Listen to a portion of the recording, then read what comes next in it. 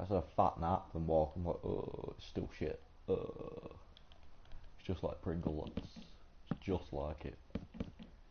If you know what Cruz's life's worse than mine. I mean, at least I've got Just Bounce. What's Cruz got? Just Bounce really takes off about this time of year.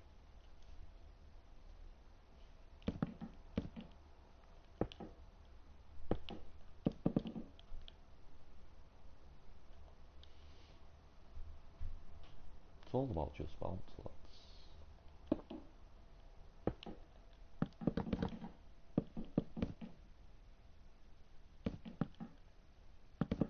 It's picking up now, Just Bounce.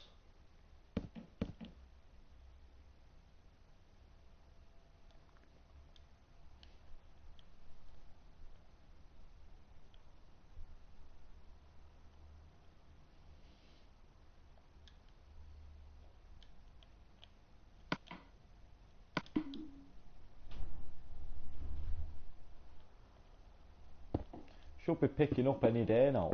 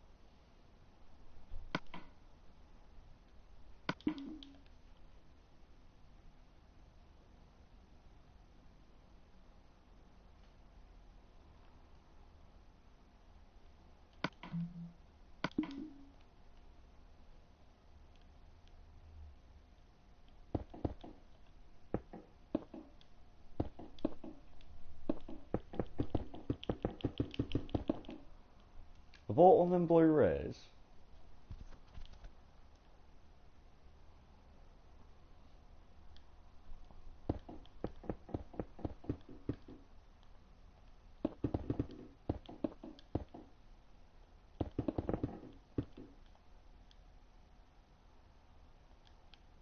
I know you wouldn't do that to me though, so I don't know.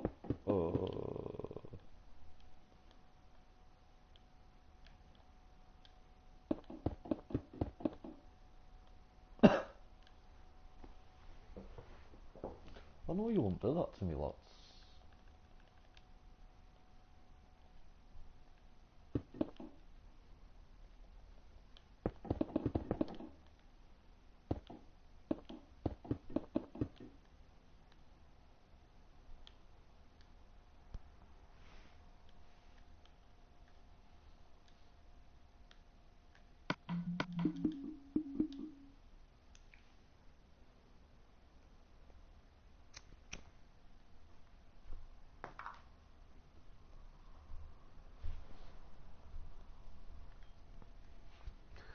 I know, I'm gonna have to go out for about a week, bro, and fucking... I don't know, I'm gonna have to get into weights or something, because I'm gonna feel like shit.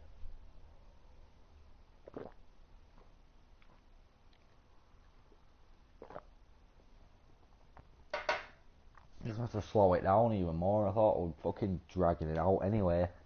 I didn't exactly jump into press ups.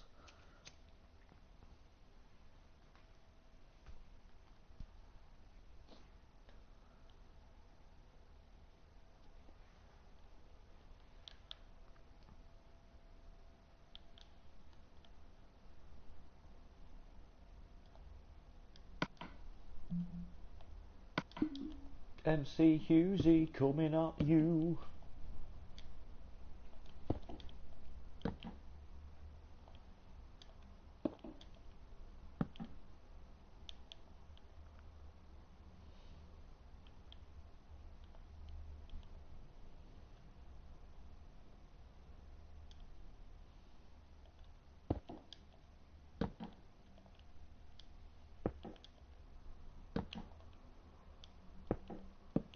Just don't want to fucking go hospital again. Or in agony.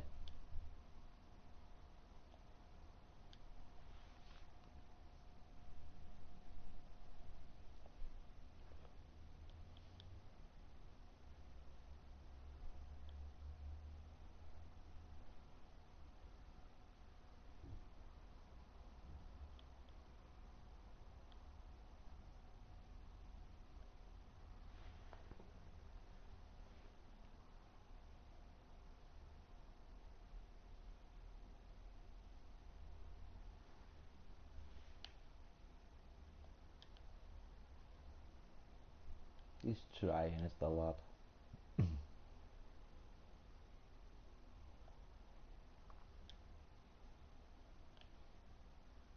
He's trying.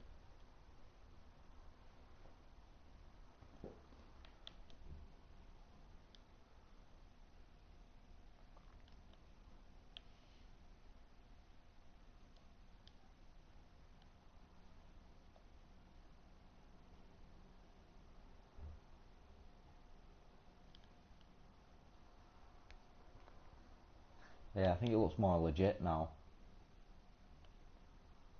Than things.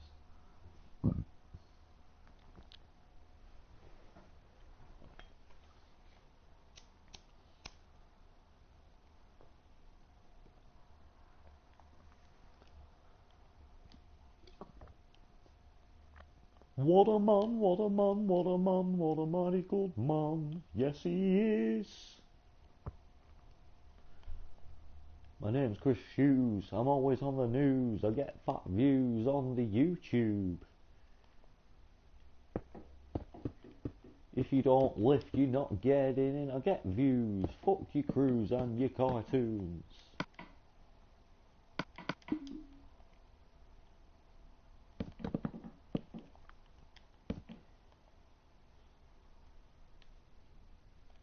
Look at these. You don't get these from smoking on the weed.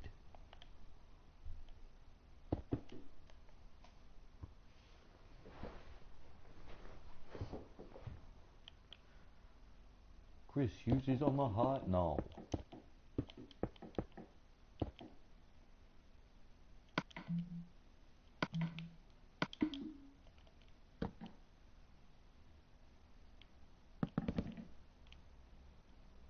Centaur friendly YouTube lads.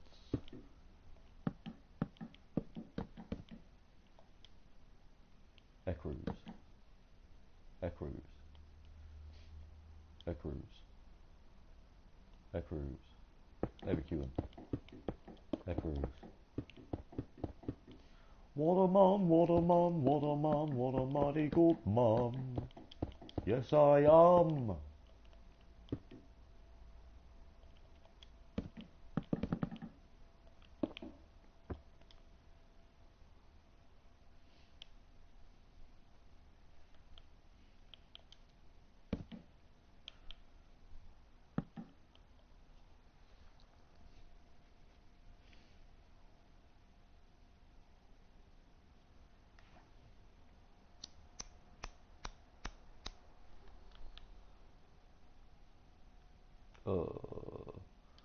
What a man, what a man, what a man, what a mighty good man. I don't even know why that song's in my head.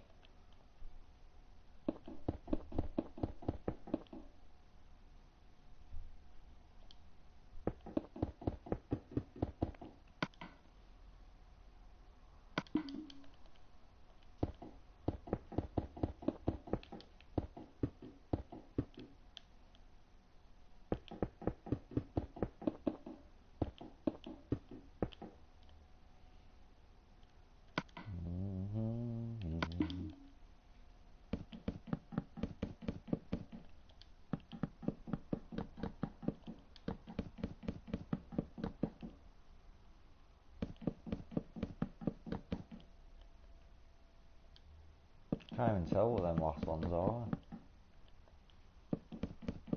The biceps of horses, and from here it looks like ladybirds.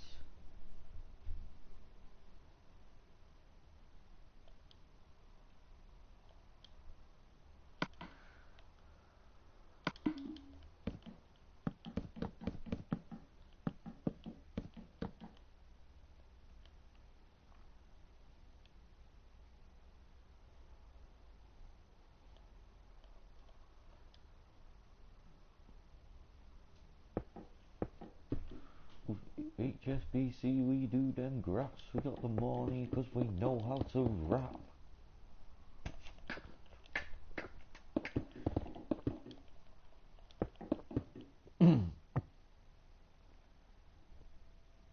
No centaurs.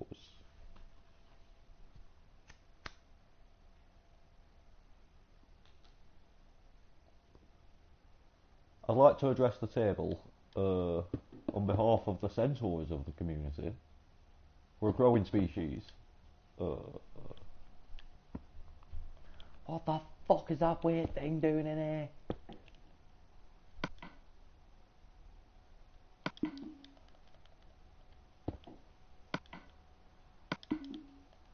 You're the only one, lad. There's no other one of you. Lords of Cinnamon Harry Potter. I'm a centaur.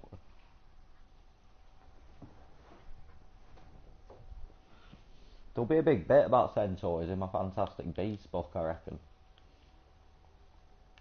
All you need to know about Sentai. Did I say it right, lads? Sentai. Like Funbi. Surrounded with peni, mate.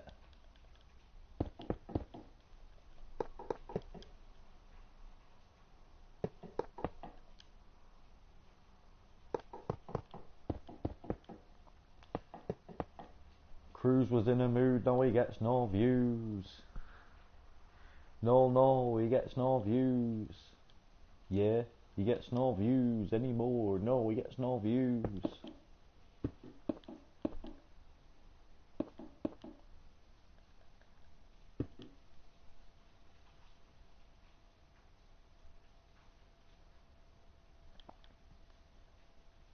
Check this, lads, I can make fat tunes.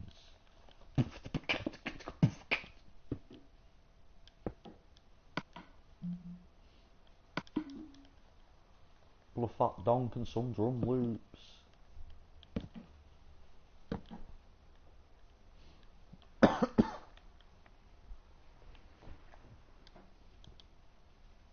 Just 'cause I get more birds than you.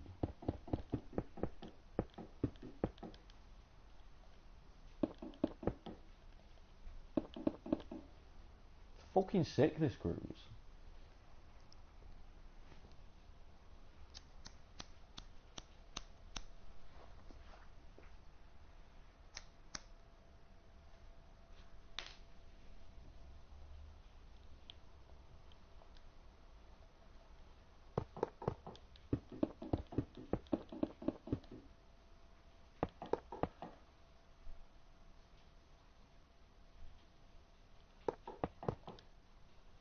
Cruises what? Fucking livestock now.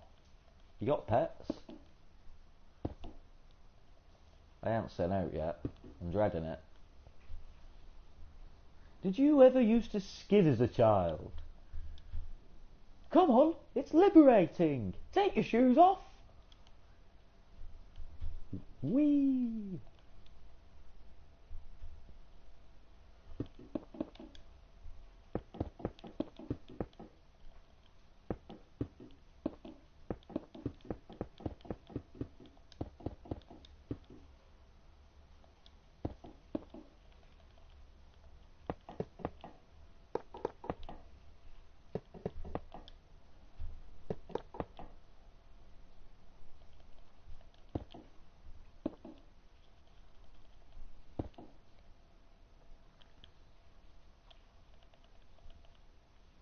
Damn right, I'm a motherfucking centaur.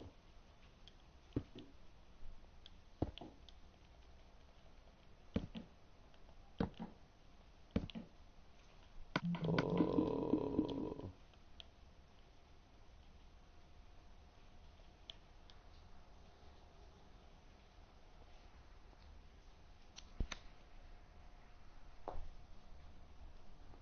Years ago they tried to. Years ago they tried to. But this life.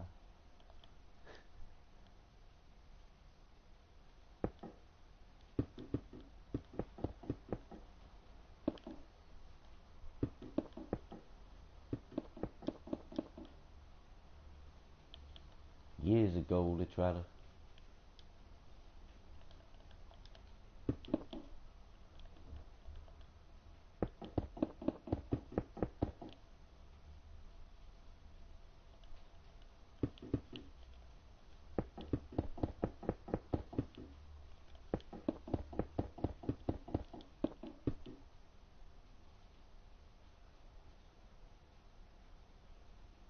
I can give you the whole tour because I've been building for less than 2 weeks now, so of course we're gonna go right over here because you have to see the you just have to see Harry Potter. That's what you gotta see.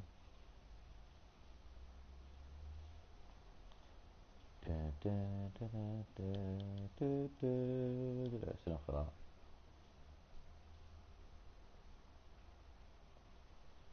Dumbledore's grave, lad.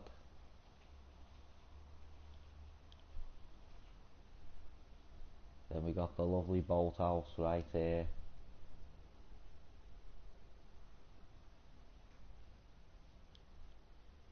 With the bridge. Now if you go behind the boat house and up all these steps right there, plays a tune.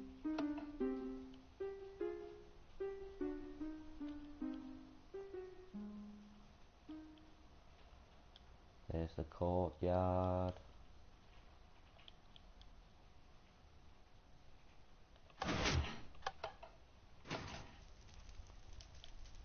Great Hall's not done yet. We've got a long way to go. We've got the crazy stairs.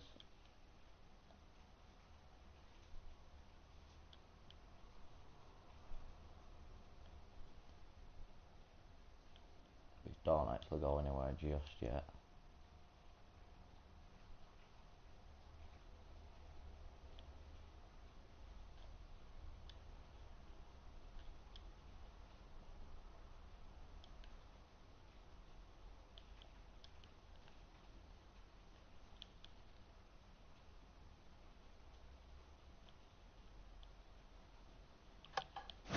rebuild the entrance hall, but rough idea what the goblet will look like.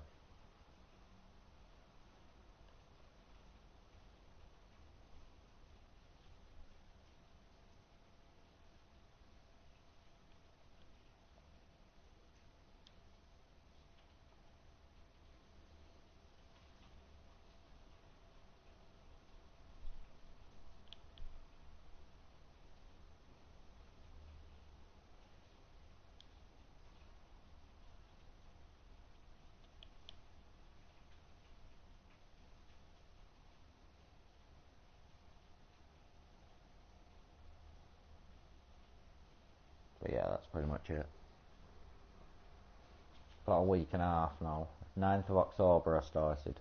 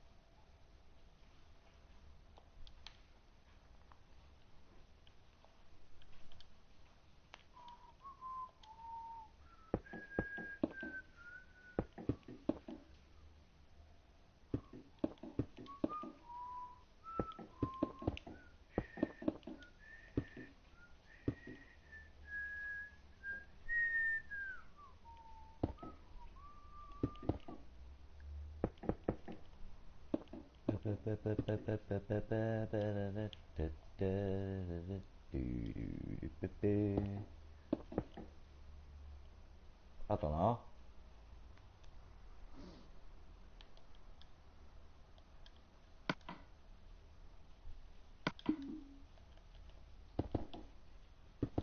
Not like they can't look at my other videos anyway.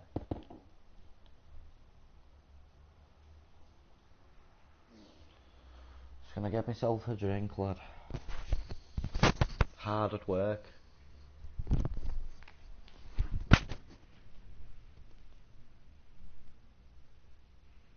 Is he awful?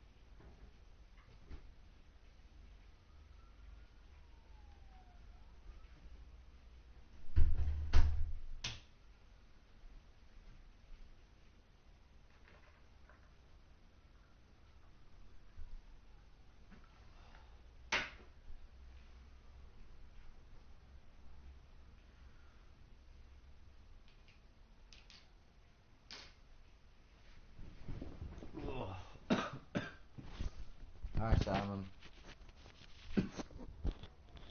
Probably missed you.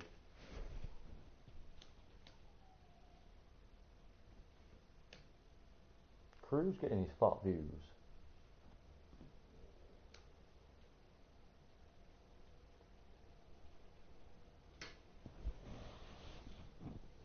hear the sirens coming.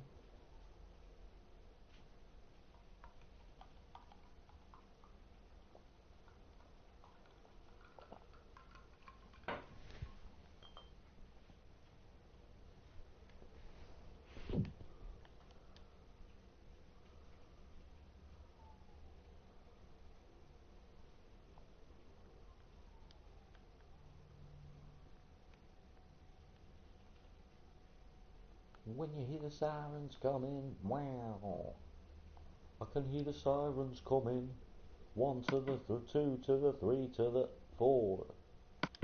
4 legs, 3 legs, 2 legs, 1.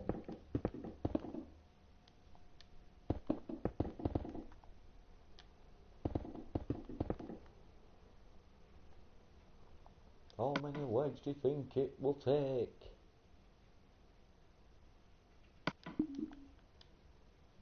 It's Hogwarts. Da da da da da da da da da. Da. Wait, best bit though. Best bit is right here. It needs to be done again.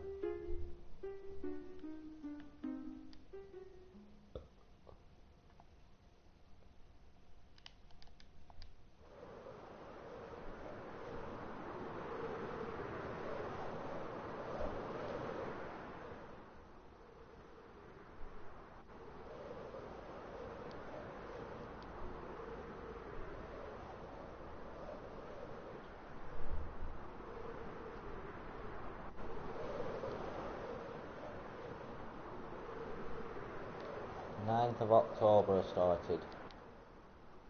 I mean, there's a lot done, but I've got detailing to do yet. I've not finished this room. It's a lot of unfinished work. The Great Hall needs a lot of work. The most finished room is probably this one, but even this needs a bit of tweaking.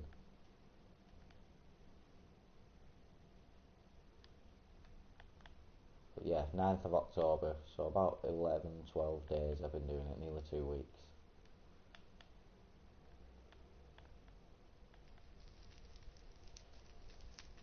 Oh my god, I can't even out my own tower now. 1 to the 2 to the 3 to the 4. Wow.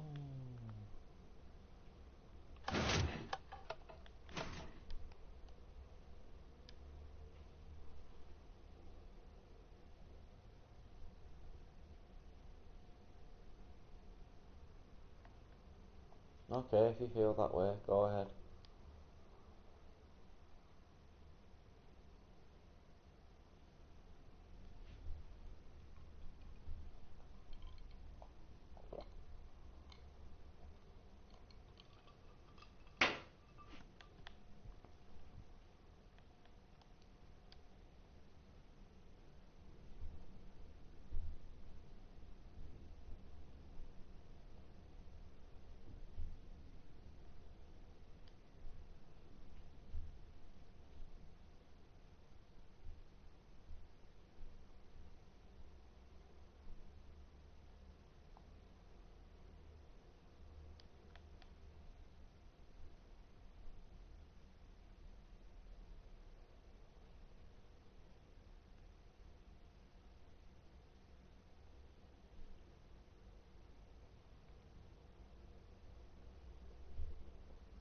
Not very good at this, dude, are you?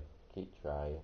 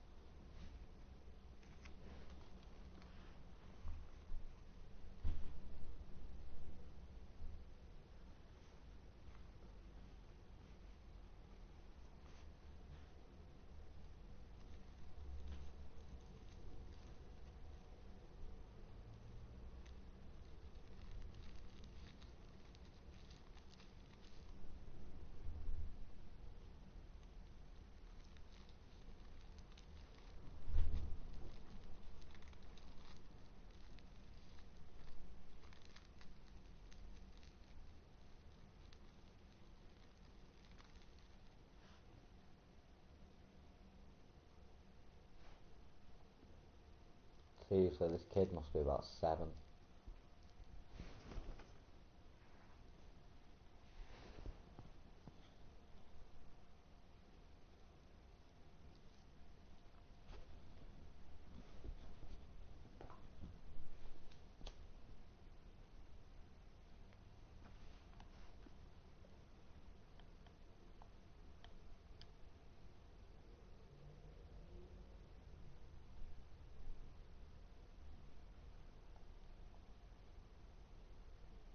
He'll be one of them squeakers everyone mutes.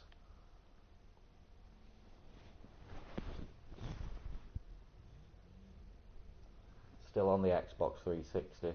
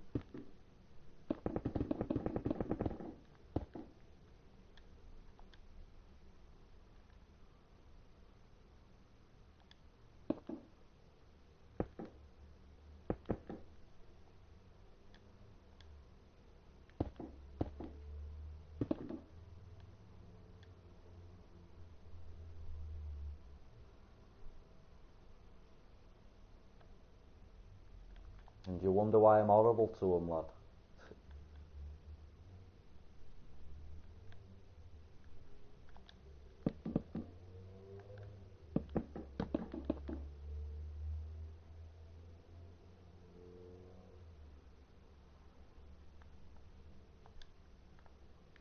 Just trolls, man. Take it with a pinch of salt.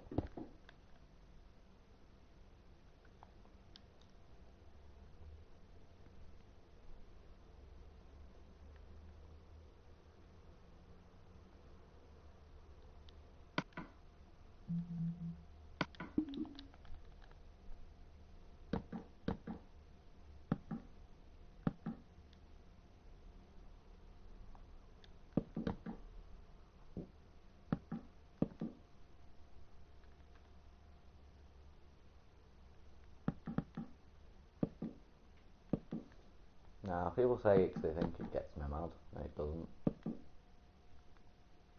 It is literally, you're lucky you're getting a look.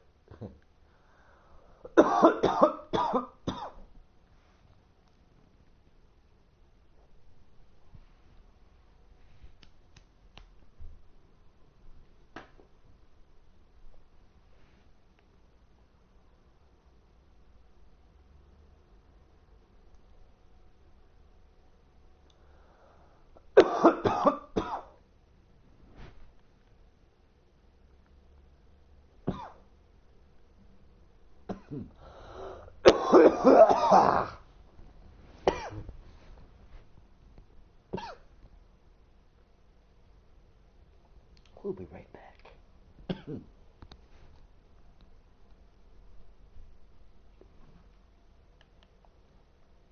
Nah, lad, I think it's downloaded. I think you got the fucking weed there. It's also not downloaded, just the fact that who the fuck has a downloadable incomplete map? So I'll just build this bit, lad, and then it's downloadable.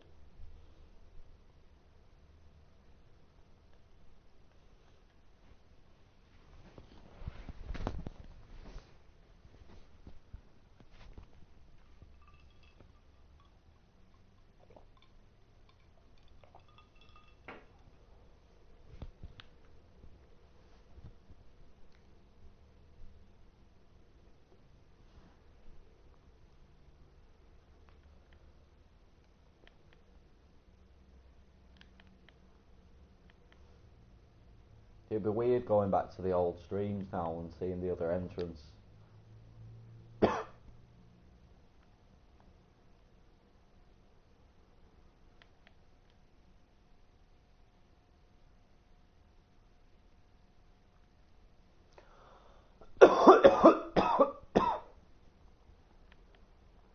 Problem is, the bridge is meant to link this bit to like the other bit, which is going to be over there.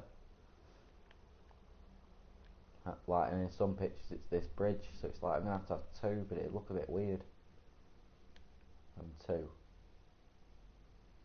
So I'll probably just not have a bridge there, because you can walk around.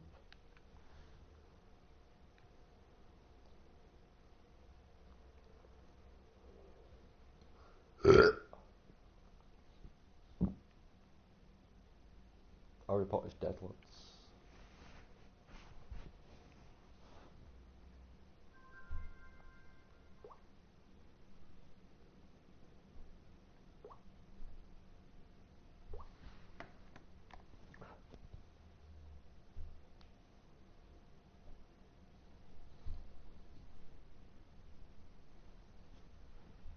Fucking cold at cruises.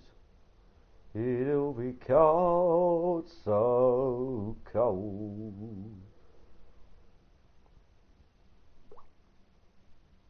In a police soul.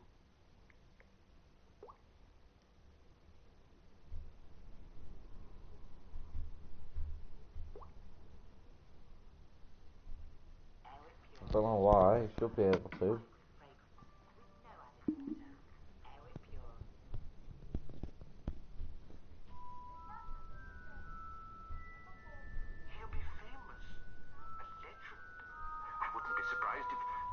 Known as Harry Potter Day in future.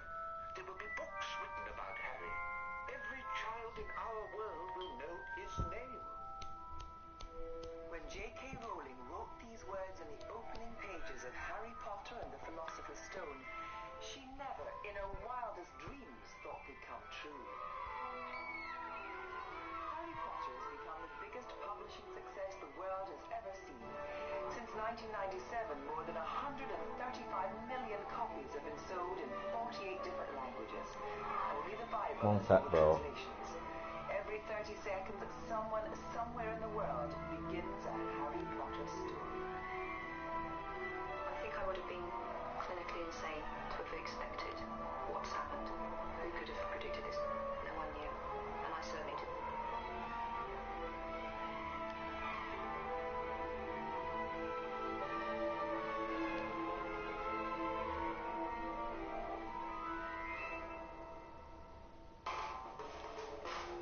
Just a few years ago, J.K. Rowling was broke and jobless. A single mother who spent her afternoons writing in Edinburgh coffee shops. I can't help you, bro. You fucked with me, all your settings. I don't know how to change it back. Famous and rich, the most celebrated children's author in the world.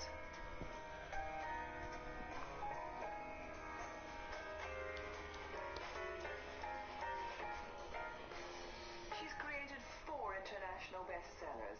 The first Harry Potter movie is a blockbuster success, and legions of fans are desperate for the next installment of the Boy Wizard's adventures. But it's J.K. Rowling's story that's the most amazing of all. Only now has she agreed to tell it in her own words. A lot of rubbish has been written. Not necessarily malicious rubbish, but things get exaggerated and distorted, and I just thought maybe the moment has come just to say how it happened, truthfully, and then I can at least go easy to my bed and think, well, the truth's out there, and people can take it or leave it.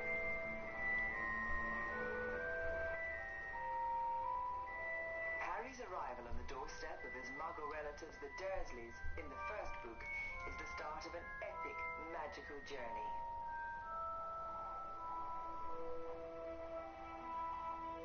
Harry grows up thinking he's just an ordinary boy, until he finds out that in the wizard world his name is legendary, and he's destined to attend Hogwarts School of Witchcraft and Wizardry.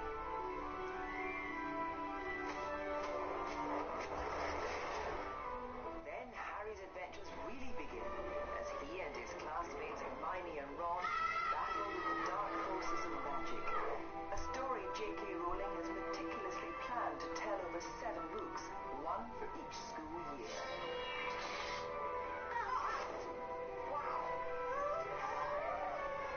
a journey that began back in 1990. I was going by train from Manchester to London, sitting there thinking of nothing to do with writing, and the idea came out of nowhere. I could see Harry very clearly, this scrawny little boy. And it was the most physical rush of excitement. I'd never felt that excited about anything to do with writing. I'd never had an idea that gave me such a physical response. So I'm rummaging through this bag to try and find a pen or a pencil or anything. I didn't even have an eyeliner on me. So I just had to sit and think.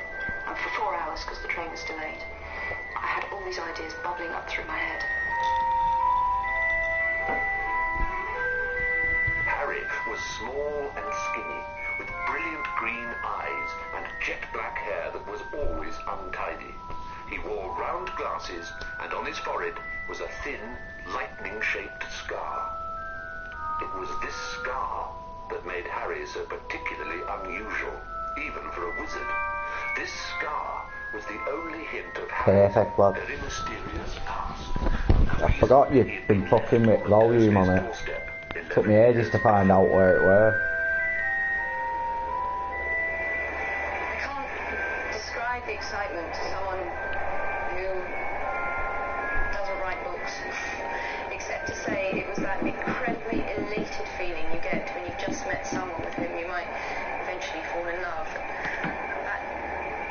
That was the kind of feeling I had getting off the train, as though I'd just met someone wonderful and we were about to embark on this wonderful affair. That kind of elation, that light-headedness, excitement. And so I got back to my flat in Clapham Junction. Yeah, no having any of it. And I've now been writing for 10 years, so it's been a good affair.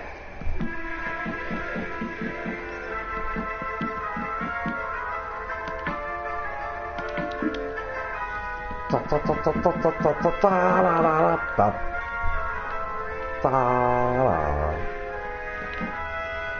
me, King's Cross is a very, very romantic place. Probably the most romantic station, purely because my parents met here. So that's always been part of my childhood before. My dad had just joined the Navy, my mum had just joined the Wrens. They were both travelling up to Arbroath in Scotland from London, and they met on the train pulling out of King's Cross. So I wanted Harry to go to Hogwarts by train. I just love trains, I'm a bit nerdy like that. And obviously, therefore, it had to be King's Cross. Excuse me, sir. Can you tell me where I might find platform 9 3/4? 9 3/4. Think you're being funny, do you? 9 3/4. Books, it was reality with a twist. I wanted to find another entrance to the magical world, but I didn't want a kind of time warp thing. I like the entrances to be places that you can only find if you have the knowledge. So anyone who ran at the barrier with enough confidence would be able to break through onto this platform between platform 9 and platform 10. I still did a bit of a run in the house. Good luck.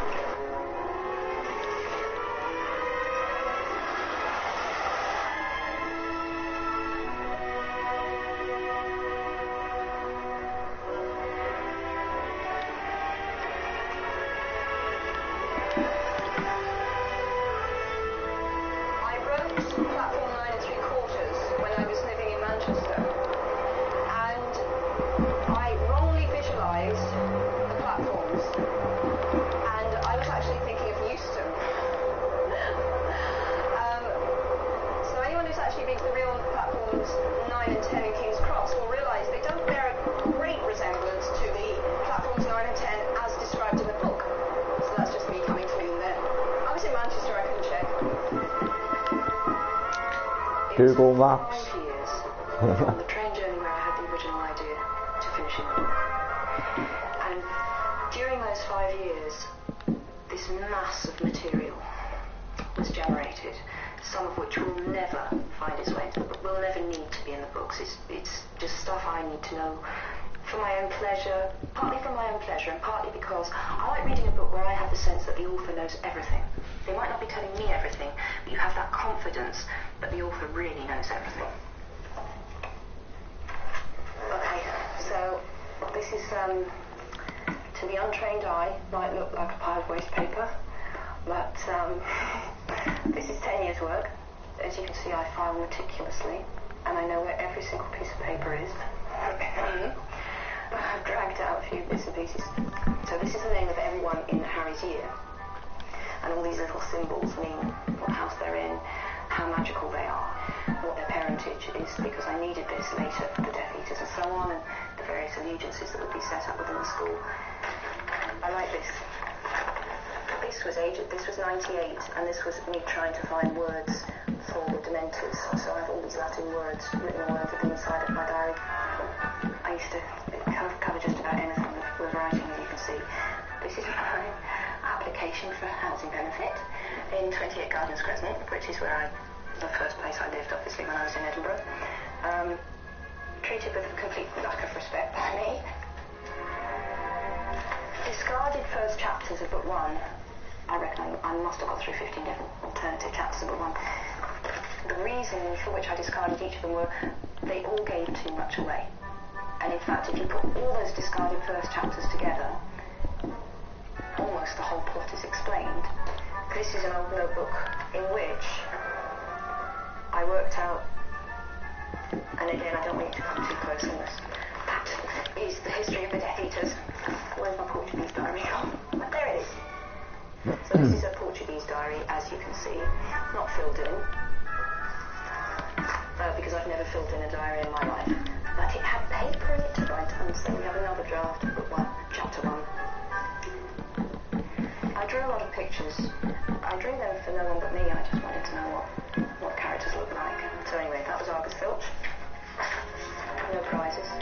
Snape, obviously. That is Harry arriving in Privet Drive with Professor McGonagall and Hagrid and Dumbledore. That is a Gringotts card. Mirror Verised. That's the Weasleys. Professor Sprout. I like this one. I thought I'd lost this picture, actually, because I was going to show it to Chris Columbus. And true to form, I only found it when it was no use and they'd already filmed that bit anyway. But this is how the entrance to Diagon Alley works in my imagination. So Chris is going to murder me when he finds out I had it for all along, and he was asking me how it worked. But it was buried in books.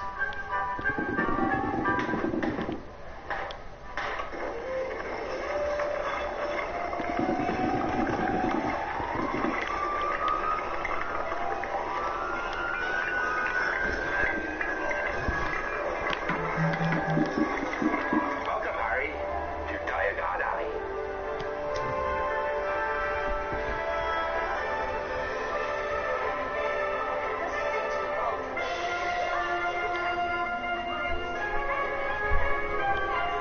It felt as though I was carving a book out of this mass of notes, and that's in effect what I did. It was a question of condensing and editing and sculpting a book out of this mass of stuff that I had on Harry. And I thought that if it got published, I really thought it's a book for obsessives.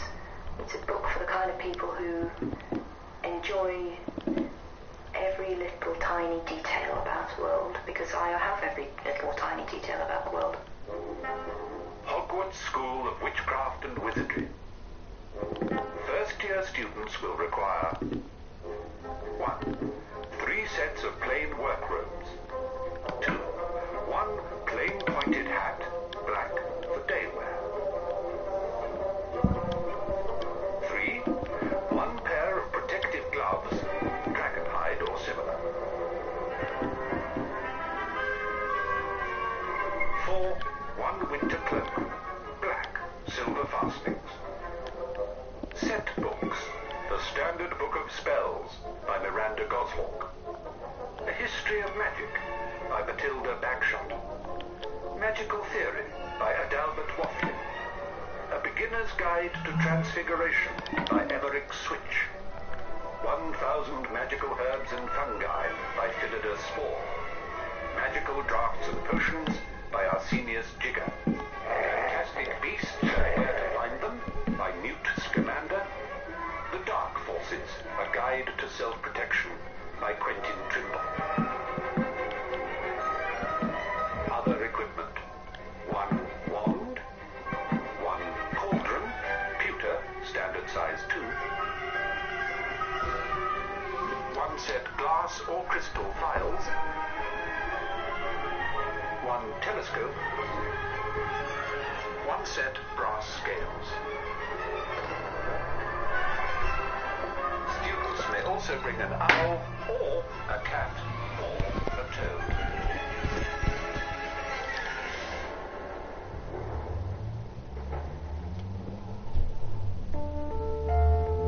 As J.K. Rowling continued to build Harry's world, her own fell apart.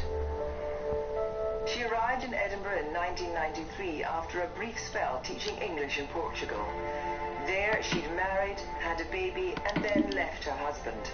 She had no job, no money, and a tiny daughter to support. That was the phase when a penniless single mother sort of tag to my name came along, which was true, but it wasn't enough. I was a penniless single mother. I had to write on napkins because I couldn't afford paper, and then we started straying into the realms of the ridiculous. Let's not exaggerate here. Let's not pretend I had to write on napkins, because I didn't. They started sort of adding little bits and pieces that just weren't necessary because the stark reality was bad enough. I haven't been back here since 1994 when I moved out, and I don't like being back here, which is no offence to the place, but I've kind of avoided this place since I moved out. Just in deference to the fact that it was a pretty unhappy 6 months. I did a lot of writing here. I would say it's here that really the first book became a book, as opposed to 3 chapters and a collection of notes. So we're going to go in then? Go. You couldn't really, objectively speaking, look around and say, well, you've made a success of your life. I was 28. I was living on benefit. I was living on about £70 a week. I had no work. And to suddenly be in a position where actually I couldn't support myself, because obviously anyone who's tried to get state childcare will know that you'll be very lucky to get the kind of childcare that means you can work even part-time. So it was all a real shock to the system. Oh my God. This is so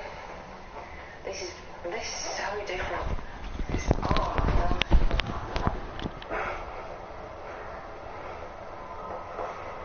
Oh wow. This is so different to how it was when I was here. This is nice. This is really nice. And I'm really glad. You just expect time to stand still when you've walked away from a place, and I should know better, but I have just been, every time I've come anywhere near this place or passed in a bus or a taxi, I've imagined it exactly as it was when I lived here, and it's all been, I would be delighted to live here. This is great, actually. It's like an exorcism. Everything was just very, very, very dilapidated. And always filthy, which wasn't the flat's fault, it was normally my fault, because people very often say to me, how did you do it? How did you raise a baby and write a book? And the answer is, I didn't do housework for 4 years. I'm not a superwoman. And living in squalor, that was the answer. Memories of this time definitely created the repentance. They are kind of depression personified. I was quite depressed at that point. I still think that they are the most frightening thing I've written.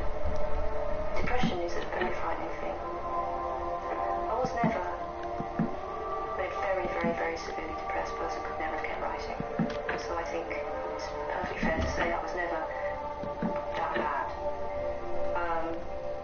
Occasionally I couldn't muster the energy to write, and that was a really black mood if I couldn't manage to write, because I've kept writing through everything. During the day I was writing in cafes, as everyone famously knows.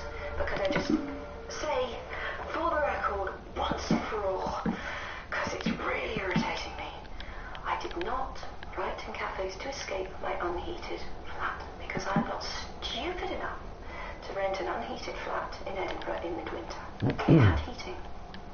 I went out and wrote in cafes because the way to make Jessica fall asleep was to keep her moving in the pushchair. So I used to take her out, tie her out, put her in the pushchair, walk her along, the moment she fell asleep, into the nearest cafe and write.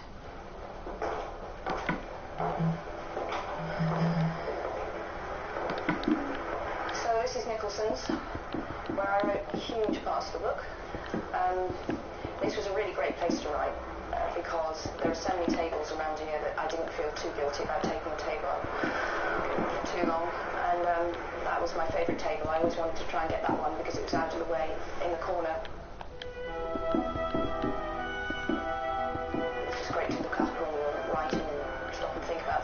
to look out on the street, which was quite busy. They were pretty tolerant of me in here, partly because one of the owners is my brother-in-law. And I used to say to them, well, you know, if it's published, I'll try and get you loads of publicity. And it was all just a big joke. No one ever dreamt for a moment that was going to happen. To muster the willpower to keep going with no promise of publication. Obviously, I must have really believed in the story, and I did. I really believed in it.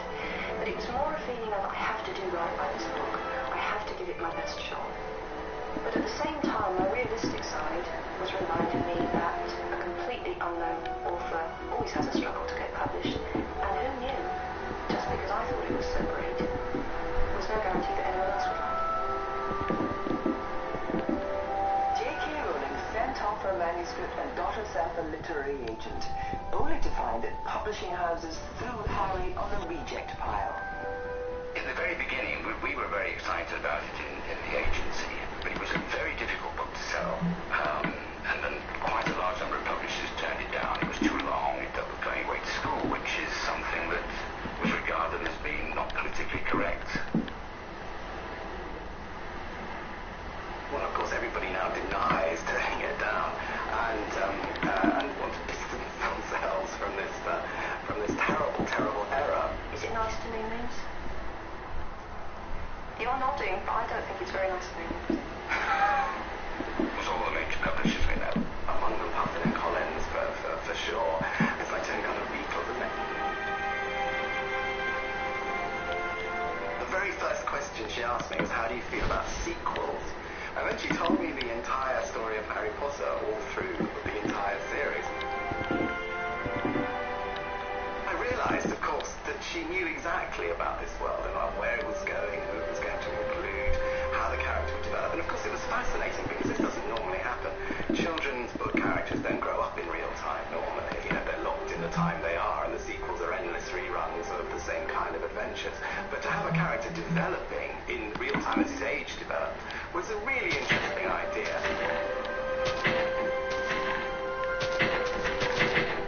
I gave Jo one memorable piece of advice. After our first lunch together, we were sitting down, and I said, the important thing, Jo, is for you to Keep your real job. He said, Barry said, and Christopher, my agent, also said to me, Children's authors, really don't make any money. both of them were at pains to say to me, we really like the book, but, it's not that commercial. Bloom's Republishing acquired what will become the biggest phenomenon in modern literature for just £2,500.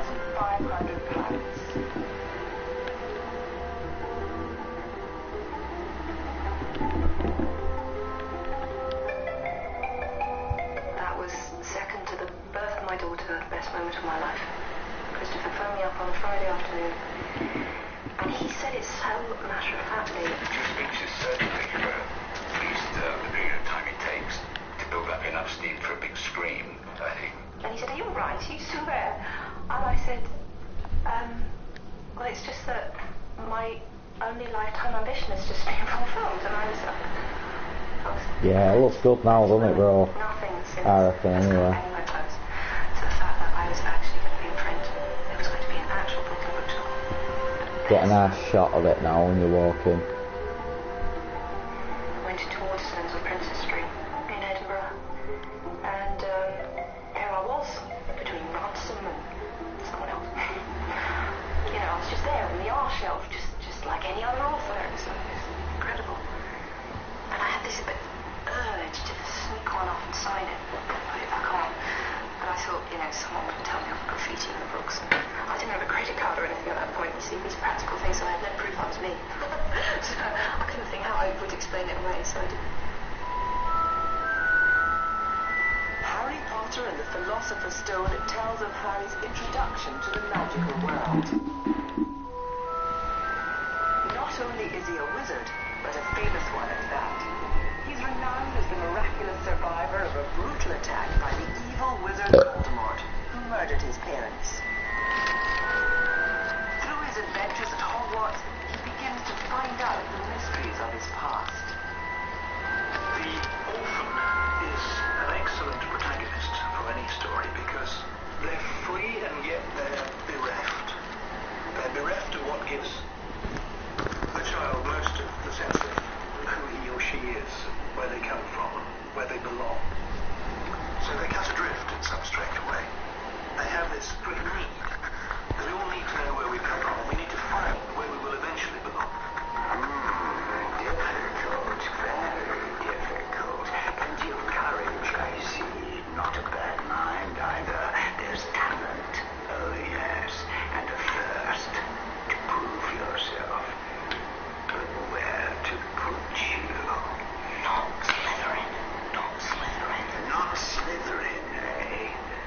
first arrives at school, he's totally unsure. He has the feelings we all have as adults as well, when you enter a new place and you don't know what's going on, but greatly exaggerated obviously by the fact that he is set apart even there by his fame and his ancestry and this curious quirk that meant that he survived this, what should have been a fatal attack.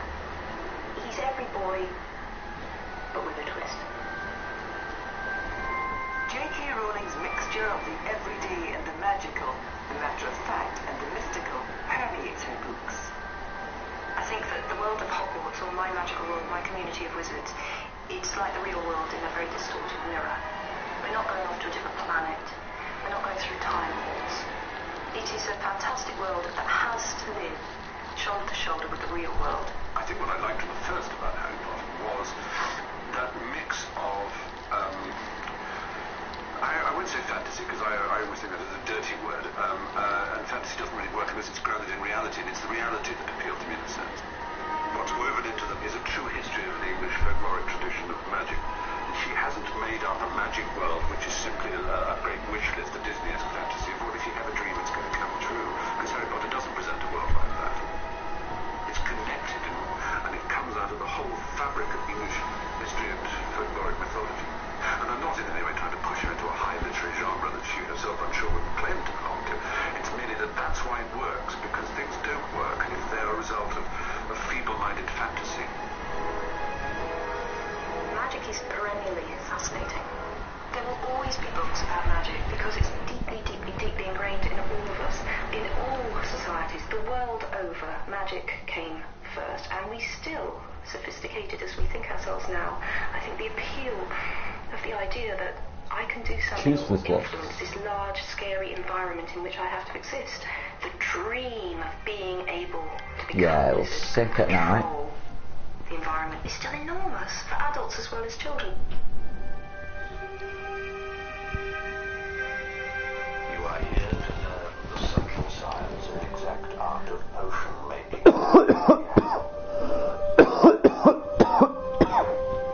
He spoke in barely more than a whisper, but they caught every word. Like Professor McGonagall, Snape had the gift of keeping a class silent without effort. As there is little foolish wand-waving here, many of you will hardly believe this is magic. I don't expect you will really understand the beauty of the softly simmering cauldron with its shimmering fumes, the delicate power of liquids that creep through human veins, bewitching the mind, ensnaring the senses. I can teach you how to bottle fame, brew glory, even stop a death.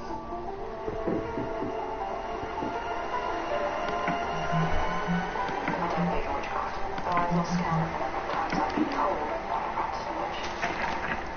Around to, let's say, 95% at least of the magic in the books was entirely invented by me. And I've used things from folklore, and I've used bits of what people used to be worked magically, just to add a certain flavour, but I've always twisted them to suit my own ends. I mean, I've taken liberties with folklore to suit my plot. Witches and wizards are a huge part of children's literature. It will never go away. I don't think it will ever, ever, ever go. 100 years, 200 years' time, there'll be another kind of wizard story.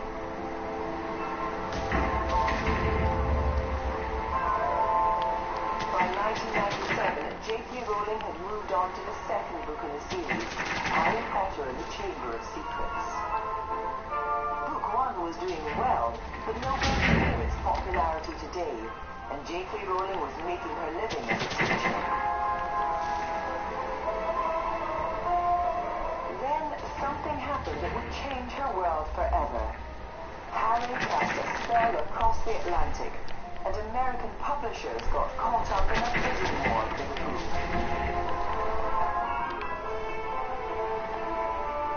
My boss would say, okay, do you love it? I'd say, yes, I love it. Okay, stay in the auction. Do you love it this many dollars? Yeah. I kept saying yes. I just was getting more and more nervous. Because at the end of the day, this is more money than I had ever paid any author as an advance, let alone an advance for a first novel. It was unprecedented.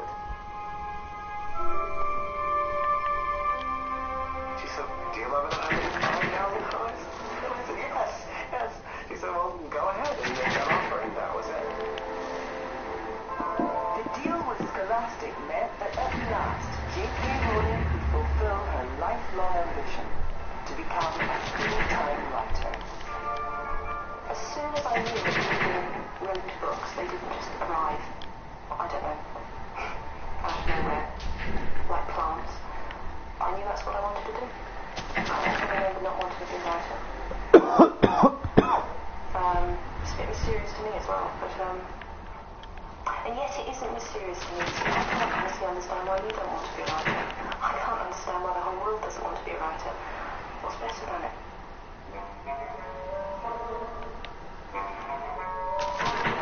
Unless you can really remember what it felt like to be a child, you've really got no business writing for children.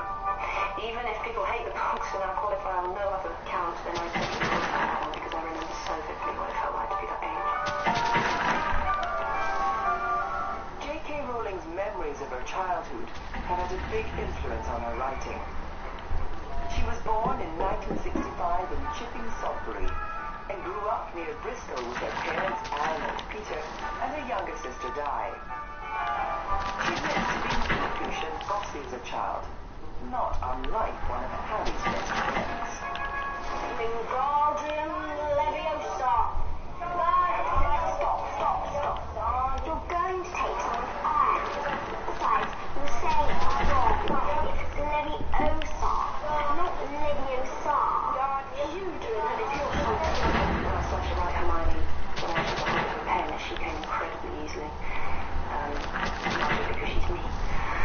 Go on. Wingardium Leviosa. Wingardium Leviosa. I was sweating, and I had that, sense of insecurity underneath, trying to compensate for that by getting everything right all the time. And like Hermione, I projected a false confidence, which I know was very irritating to people at times, but underneath it all, I felt completely and utterly inadequate, which is why I completely understand Hermione. Even as a young child, J.K. Rowling loved to write, completing her first book at the age of 6. The first finished book I did was a book called Rabbit, about a rabbit called Rabbit.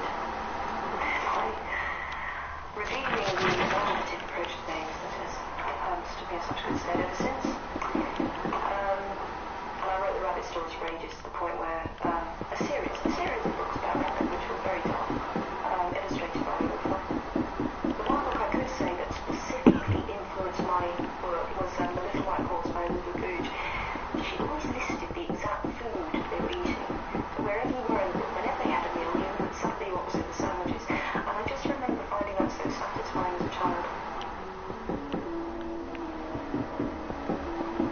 There were shelves upon shelves of the most succulent-looking sweets imaginable. Creamy chunks of nougat, shimmering pink squares of coconut ice, fat, honey-coloured toffees, hundreds of different kinds of chocolate in neat rows. There was a large barrel of every flavour beans, and another of fizzing whiz-bees, the levitating sherbet balls that Rob had mentioned.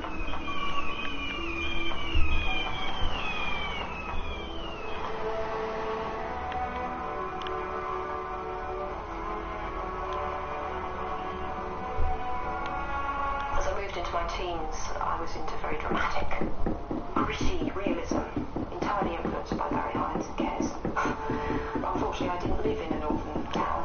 My urban landscape wasn't very developed because I lived in Chepstow, in the middle of a lot of fields, and it's quite hard to be a disaffected urban youth in the middle of a muddy field. So this is a cottage, obviously, where I lived from the age of 9. My bedroom's furthest on the right, and I spent an awful lot of time in that bedroom, right? I have very happy memories of this place. It's quite emotional being back here, actually, because I've only once been, because my dad left this house shortly after my mother died, so I've only once been back here since my mum died. I remember hanging out of my bedroom window, smoking down the curtains late at night. My father will not be happy to hear that. I wasn't very clever about that either, because I used to leave the cigarette ends were, below the window. I mean, oh yeah, someone from the pub dad's been throwing them into the garden again. You've got our house, the church, and the school in a little row. Tatsull is not a very big place at all. It's tiny. So it was a very short walk, obviously, from home to school every morning. I was still late, to my mother's eternal despair. I'm late for absolutely everything. Put your hand up if you've read all the Harry Potter books. All those people! Now, this morning, we have a very special guest in school with us today. Her name is J.K. Rowling, and she's here to talk to us.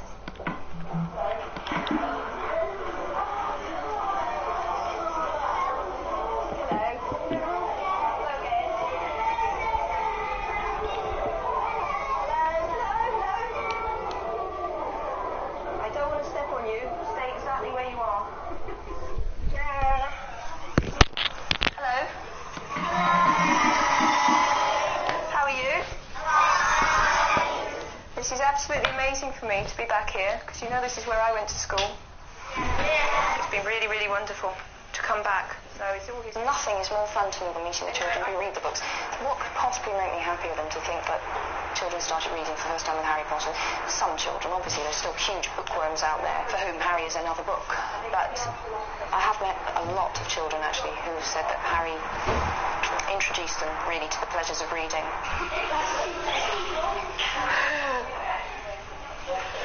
What advice could you give us young authors? Would you like to be a writer? Maybe. Read as much as you can. I'd say read anything. The more you read, the better. Because it will teach you what you like and what you think makes good writing, and it will increase your vocabulary. And then you'll just have to keep on and on writing, and you'll find that you hate most of what you write at first, but sooner or later you'll write something you quite like.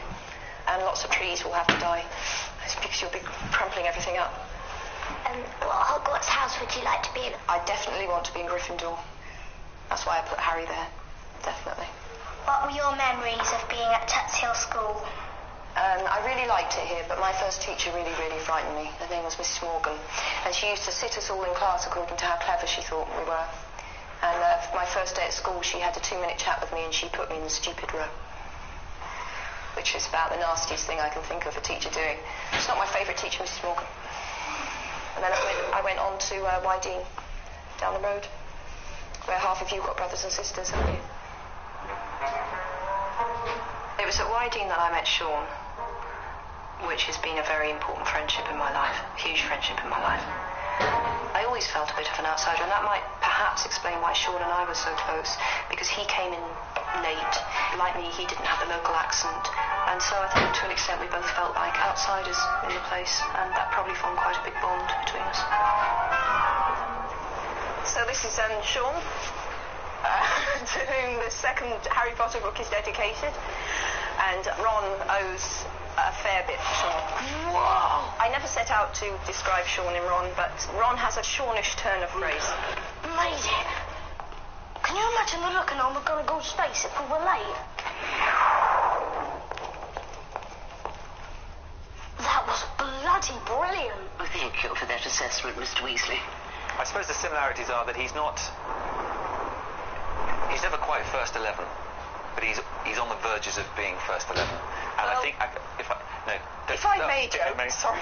I was going to say, academically, for example, in school, it was quite clear that Joe was, embarrassment aside, was first 11, and I was very definitely hanging on the coattails there, borrowing essays occasionally.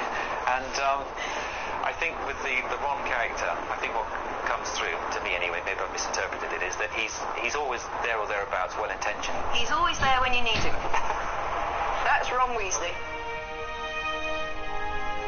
Sean was the first of my friends to pass his driving test, and he had this old Ford Anglia, clapped-out Ford Anglia, turquoise and white, which is now quite famous as the car that the Weasleys drive, where I was obviously going to give the Weasleys Sean's old car.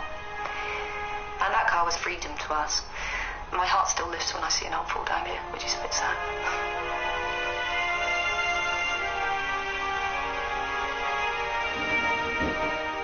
It was as though they had been plunged into a fabulous dream. This, thought Harry, was surely the only way to travel. Past swirls and turrets of snowy cloud, in a car full of hot, bright sunlight, with a fat pack of toffees in the glove compartment, and the prospect of seeing Fred and George's jealous faces when they landed smoothly and spectacularly on the sweeping lawn in front of Hogwarts Castle. He was the coolest man. In school, he had a turquoise Ford Anglia. And you were pretty cutting edge, I think. I was at those days, yeah. Yes. It's all gone horribly wrong since, but... Spandau Ballet haircut. Sorry. And of an evening, she'd phone up and say, come and pick me up, and I'd drive down there, and we'd head off somewhere else in the car. So the car Sit under the Severn Bridge. Sit under the Severn Bridge or elsewhere. And discuss life. And drink. Absolutely. It's a very sad life, isn't it? This was what we thought was exciting when we were 17. We used to sit down here in a Ford Anglia. Yeah, those urban kids, they don't know what they miss. J.K. Rowling escaped to university in Exeter, earning a degree in French and classics before moving to London. Then a bombshell hit. Her mother Anne had been battling with multiple sclerosis for a decade when the disease took her life. Mum dying was like this depth charge in my life. The pain of her going and just missing such a huge part of her life. She's 45 when she died, which is far too young to die, far too young to leave your family, never knew what we all ended up doing and so on. For Mum, there would have been a particular glory in being a writer because she was the real book lover. And so it does add a little bit of poison to the knife, if you like, that the one thing that I think she really would have prized, she never knew. Perhaps 2 or 3 days after I had the idea for Harry, I disposed of his parents in quite a brutal way. It didn't read in a cruel way, but I mean it was very cut and dry, nothing lingering, no debate about how it had happened, and at that stage no real discussion of how painful that was going to be. But of course Mum died 6 months after I'd written my first attempt at an opening chapter, and that made an enormous difference because I was living it. I was living what I'd just written. Said, he's absolutely entirely drawn from my own experience of losing a parent. 5 more minutes, just please God, give me 5 more minutes. It would never be enough. Mum? Dad?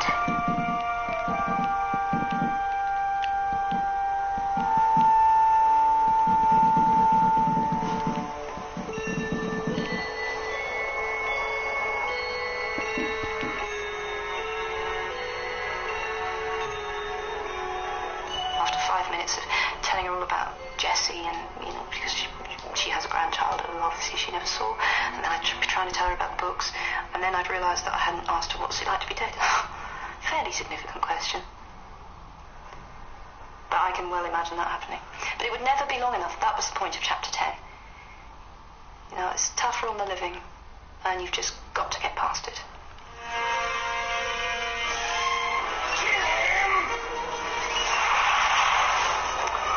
Is an extremely important theme throughout all 7 books. I would say possibly the most important theme. If you are writing about evil, which I am, and if you are writing about someone who's essentially a psychopath, you have a duty to show the real evil of taking human life. What is this magic? More people are going to die. And there's at least one death that is going to be horrible to rewrite actually, because it's already written. But it has to be. Indeed, some parents have questioned whether children can cope with the darker side of the books. It's very interesting how parents think that they have the right to dictate to you because you're reading materials for their children. I got a horrible letter on book 2, very, very stuffy letter from a mother saying this was a very disturbing ending, and I'm sure a writer of your ability will be able to think of a better way to end the next book. So basically, liked it till 2/3 of the way through, but if you could really address this issue in future, and I'll be back in touch if I find you unacceptable. And it was at that point I snapped, and I wrote back and said, don't read the rest of the books. Yours sincerely, Joe Rowling. There's no point. I mean, there's no point. I'm not taking dictation here. Do I care about my readers? Profoundly and deeply. But do I ultimately think that they should dictate a single word of what I write? No. No. I'm the only one who should be in control of that. And I'm not writing to make anyone's children feel safe. You tell them how it is, Jay. She's a tough writer. She won't compromise on what she sees as being right just in order to worry about what might frighten children. I think it's a function of literature to give children nightmares just as it's a function of, the biological world to give them measles, because if they don't get their nightmares when they're 12, they don't wrestle with the dread of the unknown. Then when it comes later in life, that's when they're really in for trouble, just as mumps at 30 is a much bigger deal than mumps at 8. So you're kind of doing the children a favour. Once I was in bed reading, and it's quite scary when Voldemort's appearing, and I was all hunched up in bed. I was like, what's gonna happen? What's gonna happen? And I was really quite scared. Reading. Yeah. It's like when it gets really tense, and you're reading in bed, and then your dad comes in and goes, "Oh, you're gonna have to stop reading now. It's bedtime," and you've got onto this really exciting bit, and you're like, "Oh, read the next chapter." It's cool that adults actually read it as well, not just kids. I wonder what they're really into Harry Potter. Yeah, because it's for all ages. Everyone likes it. One mistake that adults used to make about children's books is to think that children's books deal with trivial things. Little things that please little minds and little concerns about little people. And so nothing could be further from the truth. Quite the contrary, it's been my observation that a lot of highly praised adult books, or highly successful adult books, in recent years have dealt with the trivial things, such as does my bum look big in this, will my favourite football team win the cup, and oh dear, my girlfriend's left me, whatever am I going to do? Whereas the children's books have dealt with ultimate questions. Where do we come from? What's the nature of being a human being? What must I do to be good? These are profound questions, very deeply important questions, and they're being dealt with largely not in the books that adults read, but in the books that children read. The launch of Book 3, Harry Potter and the Prisoner of Azkaban, in 1999 marked J.K. Rowling's transformation from popular author to international superstar. For the first time ever, 3 books by the same author topped the New York Times bestseller list, and her book signings began to resemble pop concerts. I have no idea how many books I've signed, but it's got to be in the tens of thousands now. So if anyone wants to own the very last unsigned Harry Potter in existence, I sometimes feel like I should be don't get it signed. It'll be valuable one day. I never touched it. The fun when all the international editions started coming in was to see how differently they interpreted Harry. This is a funny one because this is my Italian publisher. And in the very early Philosopher's Stones that they did, they'd taken Harry's glasses off, which really annoyed me. It was as though in Italy you couldn't be a hero and wear glasses, but they've put them back on now. Slightly bizarre. The rat head, don't quite understand why he's wearing a rat hat, but that's fine. Feeling oddly as though his legs had turned to lead, Harry got into line behind a boy with sandy hair, with Ron behind him, and they walked out of the chamber. aldrig ens kunnat föreställa sig en sån förunderlig قالوا قولي ده 2000 رات شو خفوا بالفيرو ما لو بقى شو خنطوكي las mesas había platos, cubiertos y copas de sal. Le professor avait pris place de notre table. Professor McGonagall, die Erstklässler, so dass sie schließlich mit dem ışığında kendilerine bakan yüzlerce surat solgun fenerlere benziyor. Tra gli studenti i fantasmi punteggiavano la sala come velate di luce. から流れるようにハリーが天井を見上げるとビロードのような黒い空に에혼간이 Magana Moisi Meton Alitino Urano. It was hard to believe they were fulfilling their role and that the Great Hall didn't simply open onto the heavens.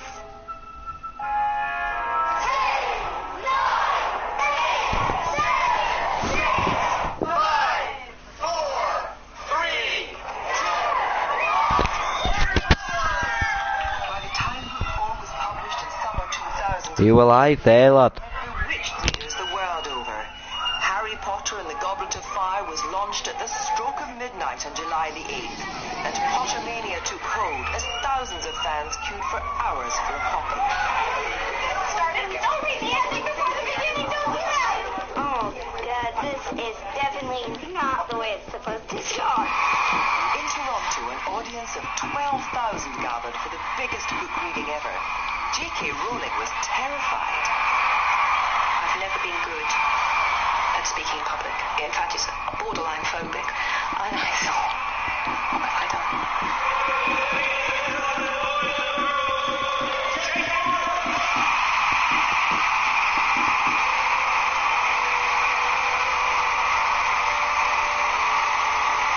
I felt so pathetically, woefully inadequate to the task ahead. Swinging with my book, shaking. And I had 2 earplugs, so I could only very distantly hear the noise of the crowd. Morning. I am delighted and terrified to be here, to be honest with you. So I did my reading, and once I was up there, I was actually okay. But Dudley kept running his hand nervously over his backside and walking. And then I finished, and I said, thank you very much, that's whatever I said. And I just wanted to hear what it actually sounded like. So I took out one of the plugs, and it was found my eardrum exploded.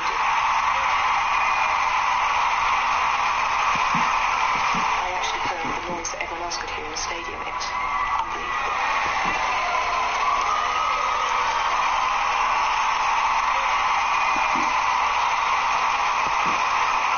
If you could take me back and you were able to tell me exactly what has happened, first off, I wouldn't believe you at all. Then if you manage to convince me of the truth, then I don't know what I would have done, because I would have thought, well, I won't be able to handle that. I won't be able to cope with that, so I don't know what I would have done. And there'll be people watching this who will never believe that because of the money. But the reality of it has been a strange and terrible thing at times. How ironic is it that I spent 5 years imagining myself into the mind of a boy who became suddenly famous. I mean, I spent 5 years doing that, imagining what it would be like to live in total obscurity and suddenly be famous.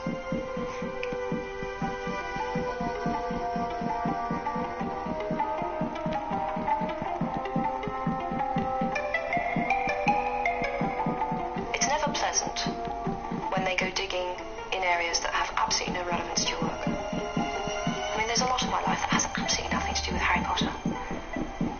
Journalists who shall remain nameless. I can't really think why, because I think these people should pay for their crimes. Went after my father, and pursued a very horrible line of questioning with him along the lines of, why does your daughter hate you? Which is a bit of a shock for my dad, as I've just got off the phone with him.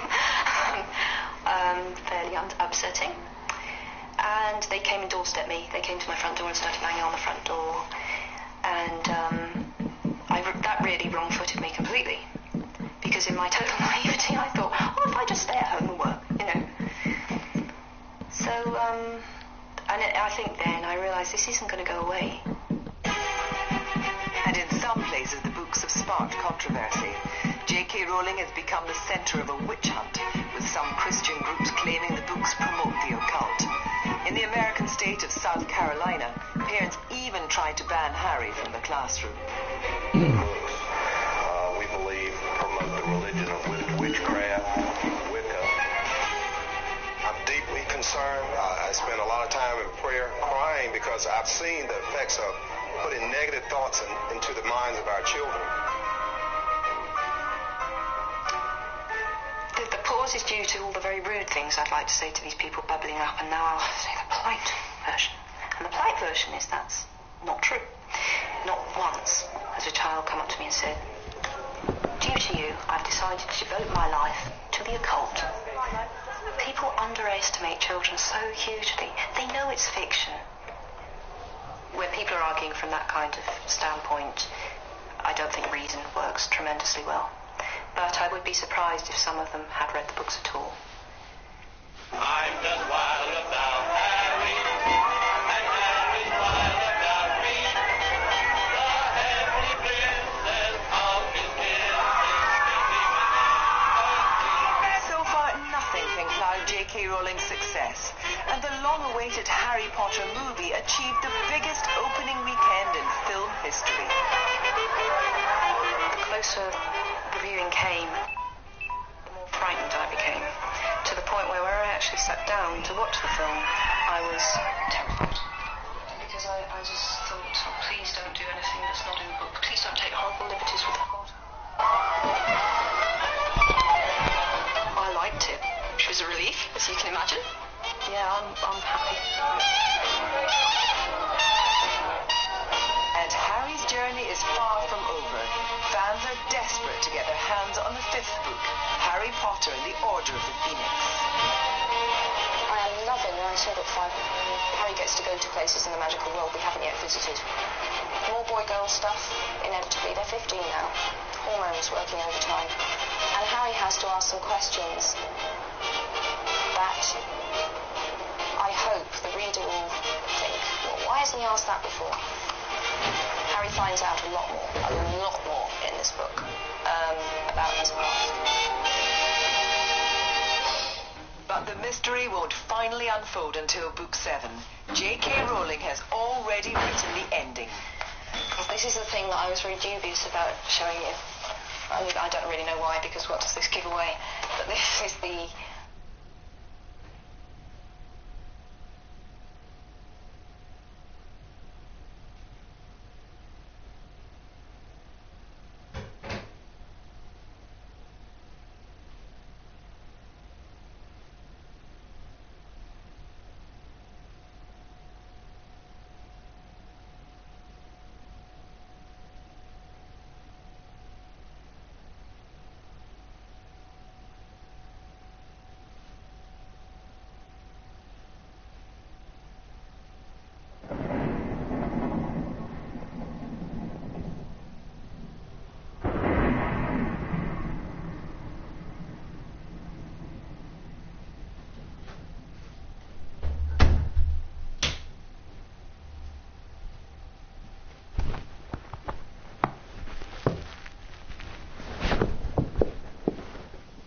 Are you alive, lad?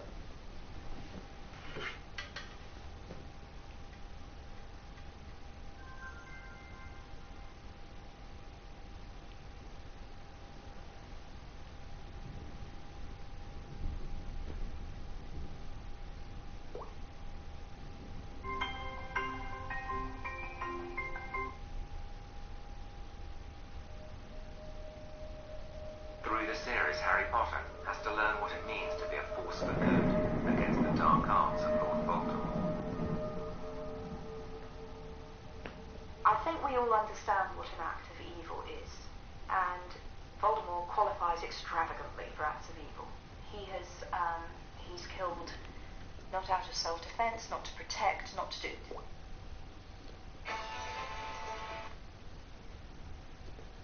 How did that feel? To be criticised. To be criticised in that way. Well, I tried to tease out, okay, what are they being critical of here? Well, if we're talking about the dark and scary... Hey lad, are you there, lad? ...legitimate for a parent to say, that's a little old for my child, or we're going to need to discuss that together, we'll read that together. That's great. In fact, that's perfect. Sit down and read that together. That would be amazing. On the you must not discuss witchcraft, you must not have witches or magic depicted in the book. I find that nonsensical. Nonsensical. In 100, 200, 300 years from now, there'll be a new children's story that has witches and wizards and magic. It will always be with us because it's a belief system that humanity passed through and still has huge attractions. There's a quotation that I almost used in the Harry Potter book. I'm paraphrasing, this won't be exactly magic. Man has to rely on himself. So in religion, of course, you're looking for outside support. But that's the appeal of magic. I'm not saying I believe magic is real, I don't. But that's the great appeal of magic, the idea that we ourselves have power and we can shape our world. I sometimes think it's very analogous to having a lot of money. That people think, because that's kind of like a superpower. I've often thought this, and it's always happened to me. It's not right. Secretly. It doesn't work like that. Coming up, you're known as the first billionaire author. Yeah.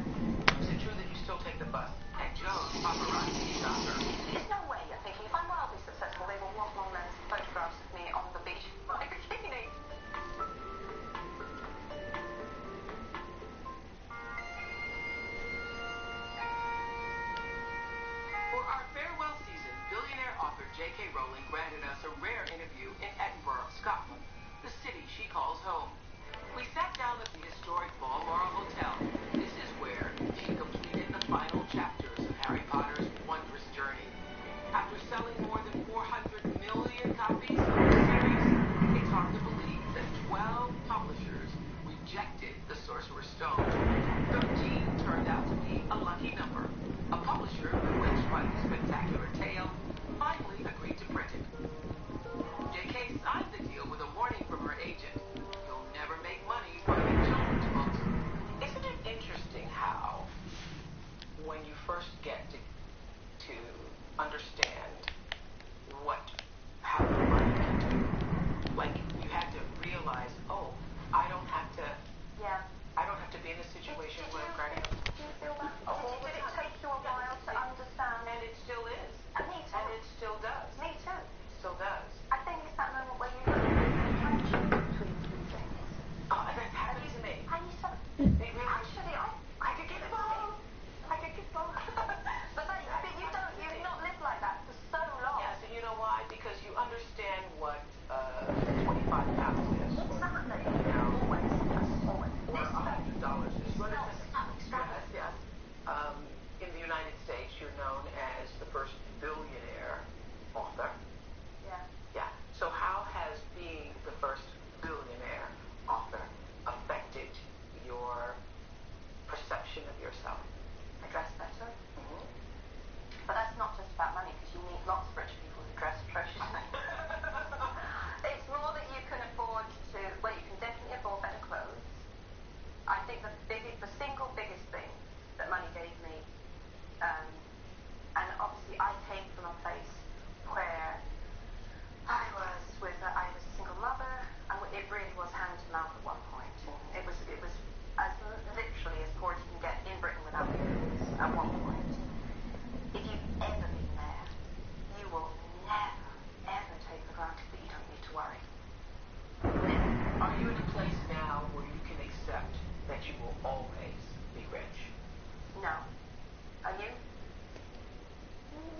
Kind of.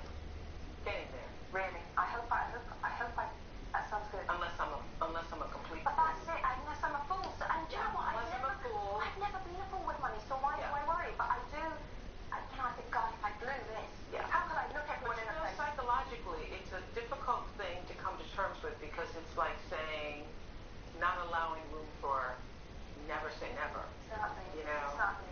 And I feel, I don't want to get complacent. I don't want to be taken for granted. Correct. I just, and after all, well, do you know what? I'm talking absolute rubbish, aren't I? I'm talking rubbish. I mean, I really would have to be very stupid. But, yeah, I do still worry. Really? Yeah. Not all the time. I mean, mostly I feel great. What do you actually think money has done for you? What does it do? It frees you. That's what it does. It frees you. That's why it's like superpower. You don't, it frees you. I mean, we don't have to, the luxury of literally being able to sit down and say, where should we go for our holiday? And not be in any way limited. I hear you don't drive. I know I don't drive. No. My car's terrifying. I'm really frightened of cars. So do you have a driver? Lately, I have had a driver. Or lately, you still take the bus. I read that you still take the bus. Occasionally, within the last year, I've taken the bus, definitely, yeah. Did you ever imagine your life being the way it is now? No. Never. And I really, really never. It overshot the mark so ridiculously that I was so unprepared for it. This is the thing I think I've never really spoken about. I was a writer. I had no one near me, either professionally or personally, who could in any way help me when I had questions like, what do you do when the press is searching your this? You know?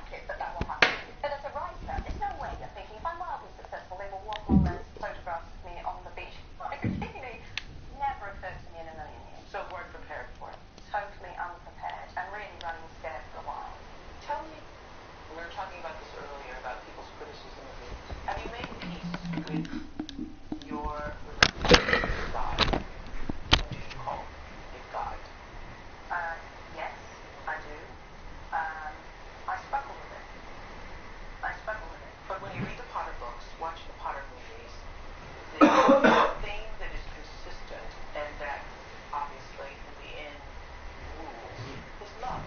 Definitely. Love wins. Yes, which is a concept that runs through all the major religions. Yes. Without exception. And I think that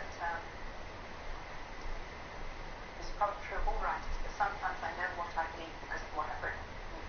Oddly, if you'd asked me before I wrote it, what did I believe, I maybe couldn't have told you. But it does come true strongly in what puts your eyes. It does. And that's That in the end, love wins. love wins. It does win. We know it wins. When a person dies, love is turned off like I was going to say tap, but it's faucet, because you had to translate you to life. Yes. It isn't turned off. Yeah, it is an amazingly resilient part of us, isn't it? So you believe in a higher power? Yeah, I would say I do, yes. And what I call God, yes. For want of a better word sometimes, but yes, yeah. Coming up, Jo's decision to sever ties with her father. Amazing. Anything you want to share? As she finally meets the love of her life. I hope this gives hope to all single women out there.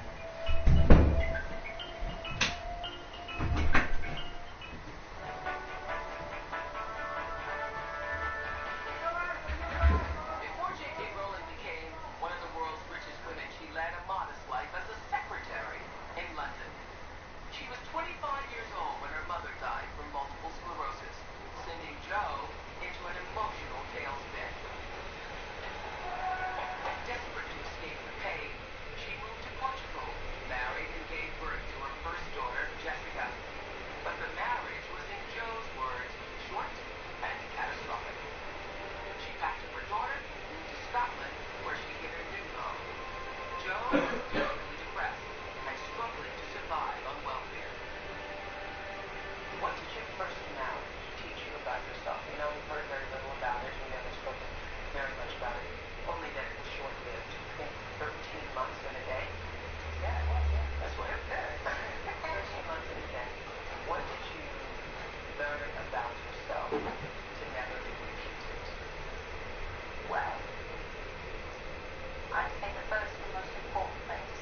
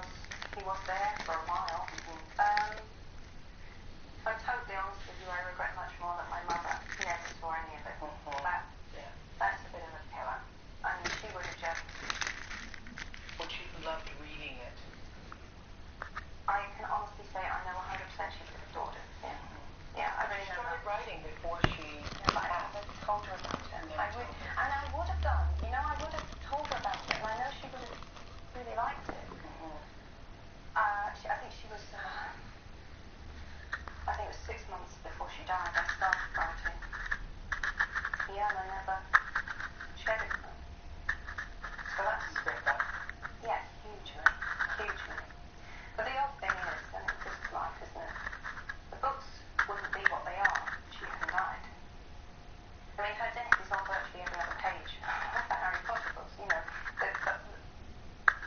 at least half of Harry's journey is a journey to deal with death in its many forms, what it does to the living, what it means to die, what survives death. It's there in every single. What the love of your parents, the love of your parents, how that abides with you still. Yes, exactly. So, if she hadn't died, I don't think it's too strong to say there wouldn't be Harry Potter. There wouldn't, you know, the books are what they are because she died, because I loved her and she died. That's why they are what they are. Would it also be fair to say that your life, everything in your life, because I know you went through a period of depression, and I read that the Dementors came from that depression. In Harry Potter's world, the Dementors are dark creatures who feed off human happiness, causing depression and despair to those in their path. Dementors are capable of consuming a person's soul. Would it be fair to say that you've used, in the 17-year process of writing the Potter series, that you've used the good, the bad, and the ugly of your life? Definitely. And expressed it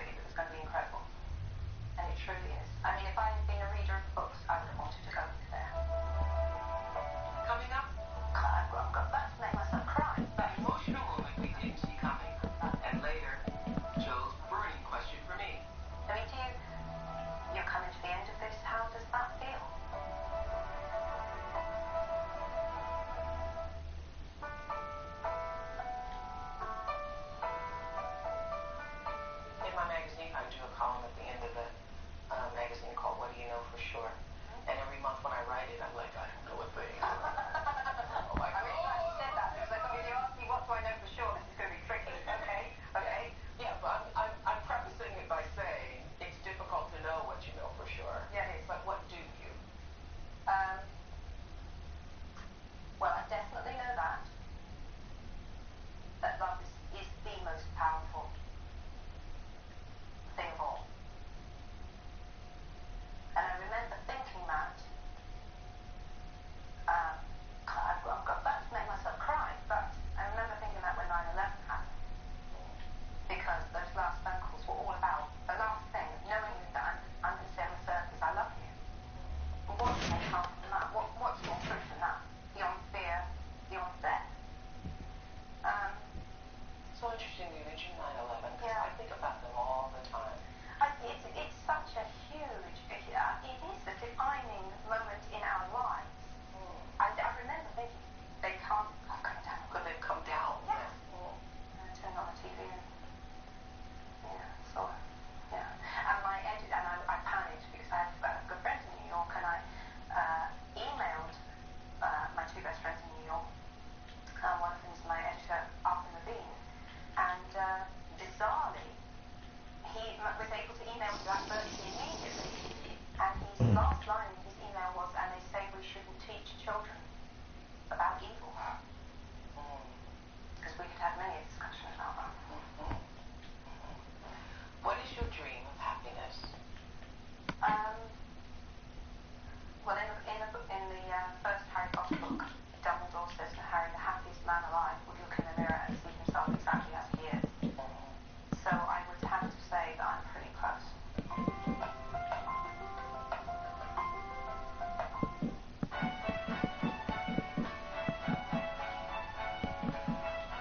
And will you be writing more? Oh God, definitely. I can't, I literally can't stop. Well, I mean, you could tie my hands to my sides, I suppose, but I have to write. For my own mental health, I need to write, yeah. So, that's how you know you're a writer. Yeah, well, exactly, yeah. Yeah, I love it. I need to do it. I mean, you're coming to the end of this, how does that feel? It feels like the time is right for the end of this. Yeah, of this, exactly. Yeah. And would I be able to completely withdraw from the public and never sit and talk to, or have the curiosity to talk about another person's life or hear their stories? No. That's why I'm creating my own network. But I read something recently. It was the story of Michael Jackson in the making of Thriller. And in that story, the writer said, Michael Jackson never realized that Thriller was a phenomenon, that it being the #1 selling album of all times is a phenomenon, that what happened when that album came out and people all over the world doing that dance and listening to every song playing is a phenomenon, and that he spent his life chasing the phenomenon, and therefore was never satisfied. I read it and that really resonated. And that really resonated with me too. And I thought, I don't want to be that. Exactly. I don't want to be chasing the phenomenon that I know. I have to do it again. I have to do it again. I have to do it again. No, I want it. I'm really proud that I did it. Yeah, and I'm sure you feel the same way. That's exactly right. But this is a new phase. Yes, that I will bring this to a close, just as you have brought that to a close. Yes. And then I will go on to whatever the next chapter is, and let that be whatever that is going to be. I feel exactly the same. It would be more interesting if I disagreed for interview purposes. But I do think I read that interview, and that part resonated with me. That's the part that stayed with me. Yeah, and that was life changing for me in that moment. Switch. I thought, oh, that's why I was so afraid of moving forward with this idea of the network, because I'm thinking, how am I going to top this? How am I going to make it? How am I going to do that? You have to. It's a completely separate thing. And it will be paralyzing. It's paralyzing. Totally. If you're going to spend your whole life trying to create that. Because the fact that was meant to be that huge. That's right. I didn't create that in the first place. That was Kismet, universal, divine order, Jesus, all of it. So yes, that brings me to the final question for you. Yeah. Is there or was there, has there been a part of you that feels I've got to top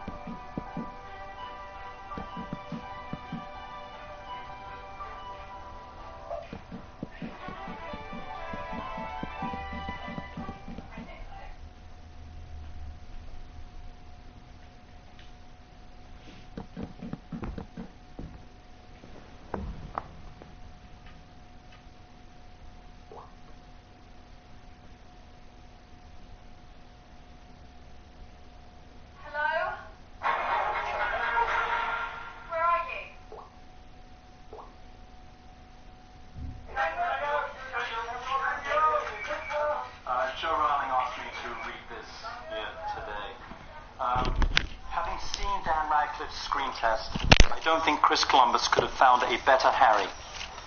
I wish Dan, Emma, and Rupert the very best of luck, and hope that they have as much fun acting the first year at Hogwarts as I had writing it.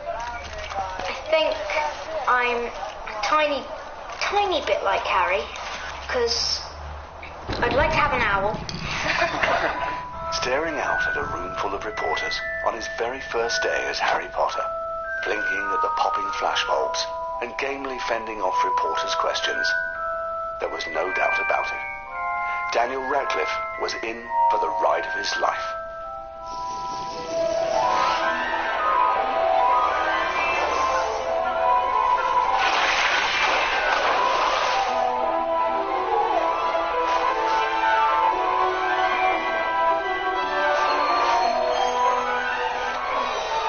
For 10 years, Daniel has lived the fantasy on the cloistered sets at Leavesden Studios, and facing the frenzied excitement of fans from around the world.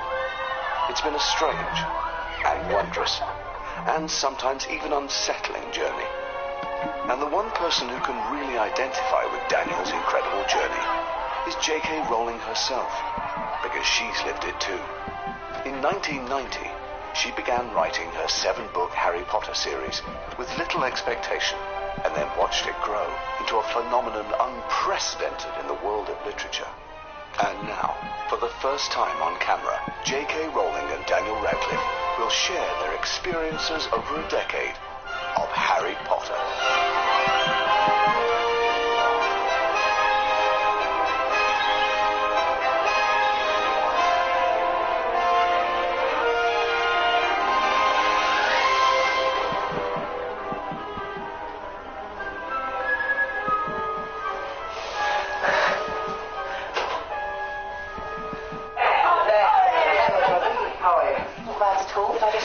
No, not at all. Please have a seat.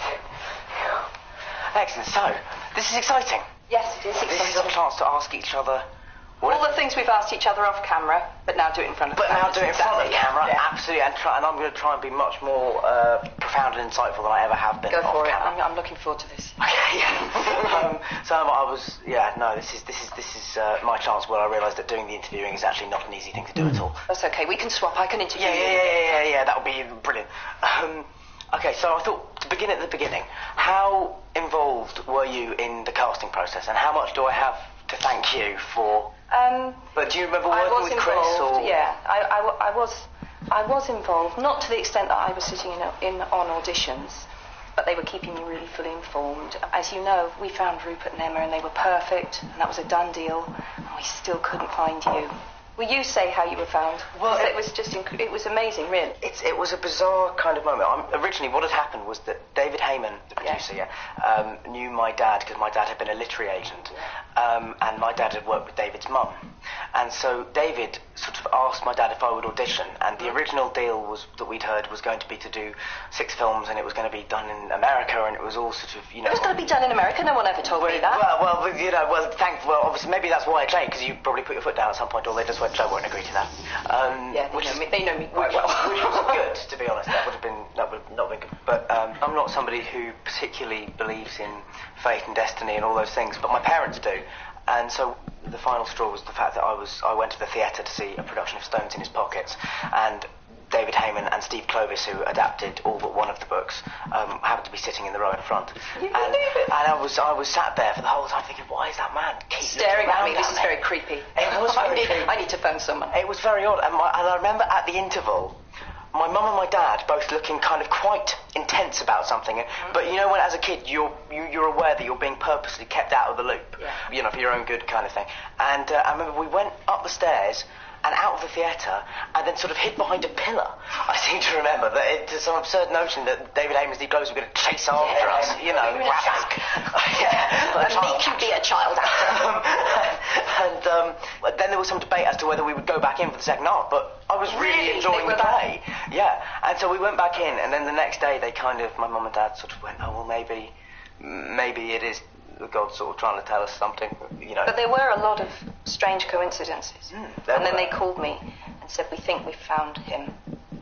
And then the first time I ever saw you was on screen in my sitting room at home. Because they sent me a video of you. And the curious thing is, and I'm like you, I don't believe in fate and destiny. Which is interesting. I think it comes up so much. Yeah, absolutely. I think you make your own. Yeah.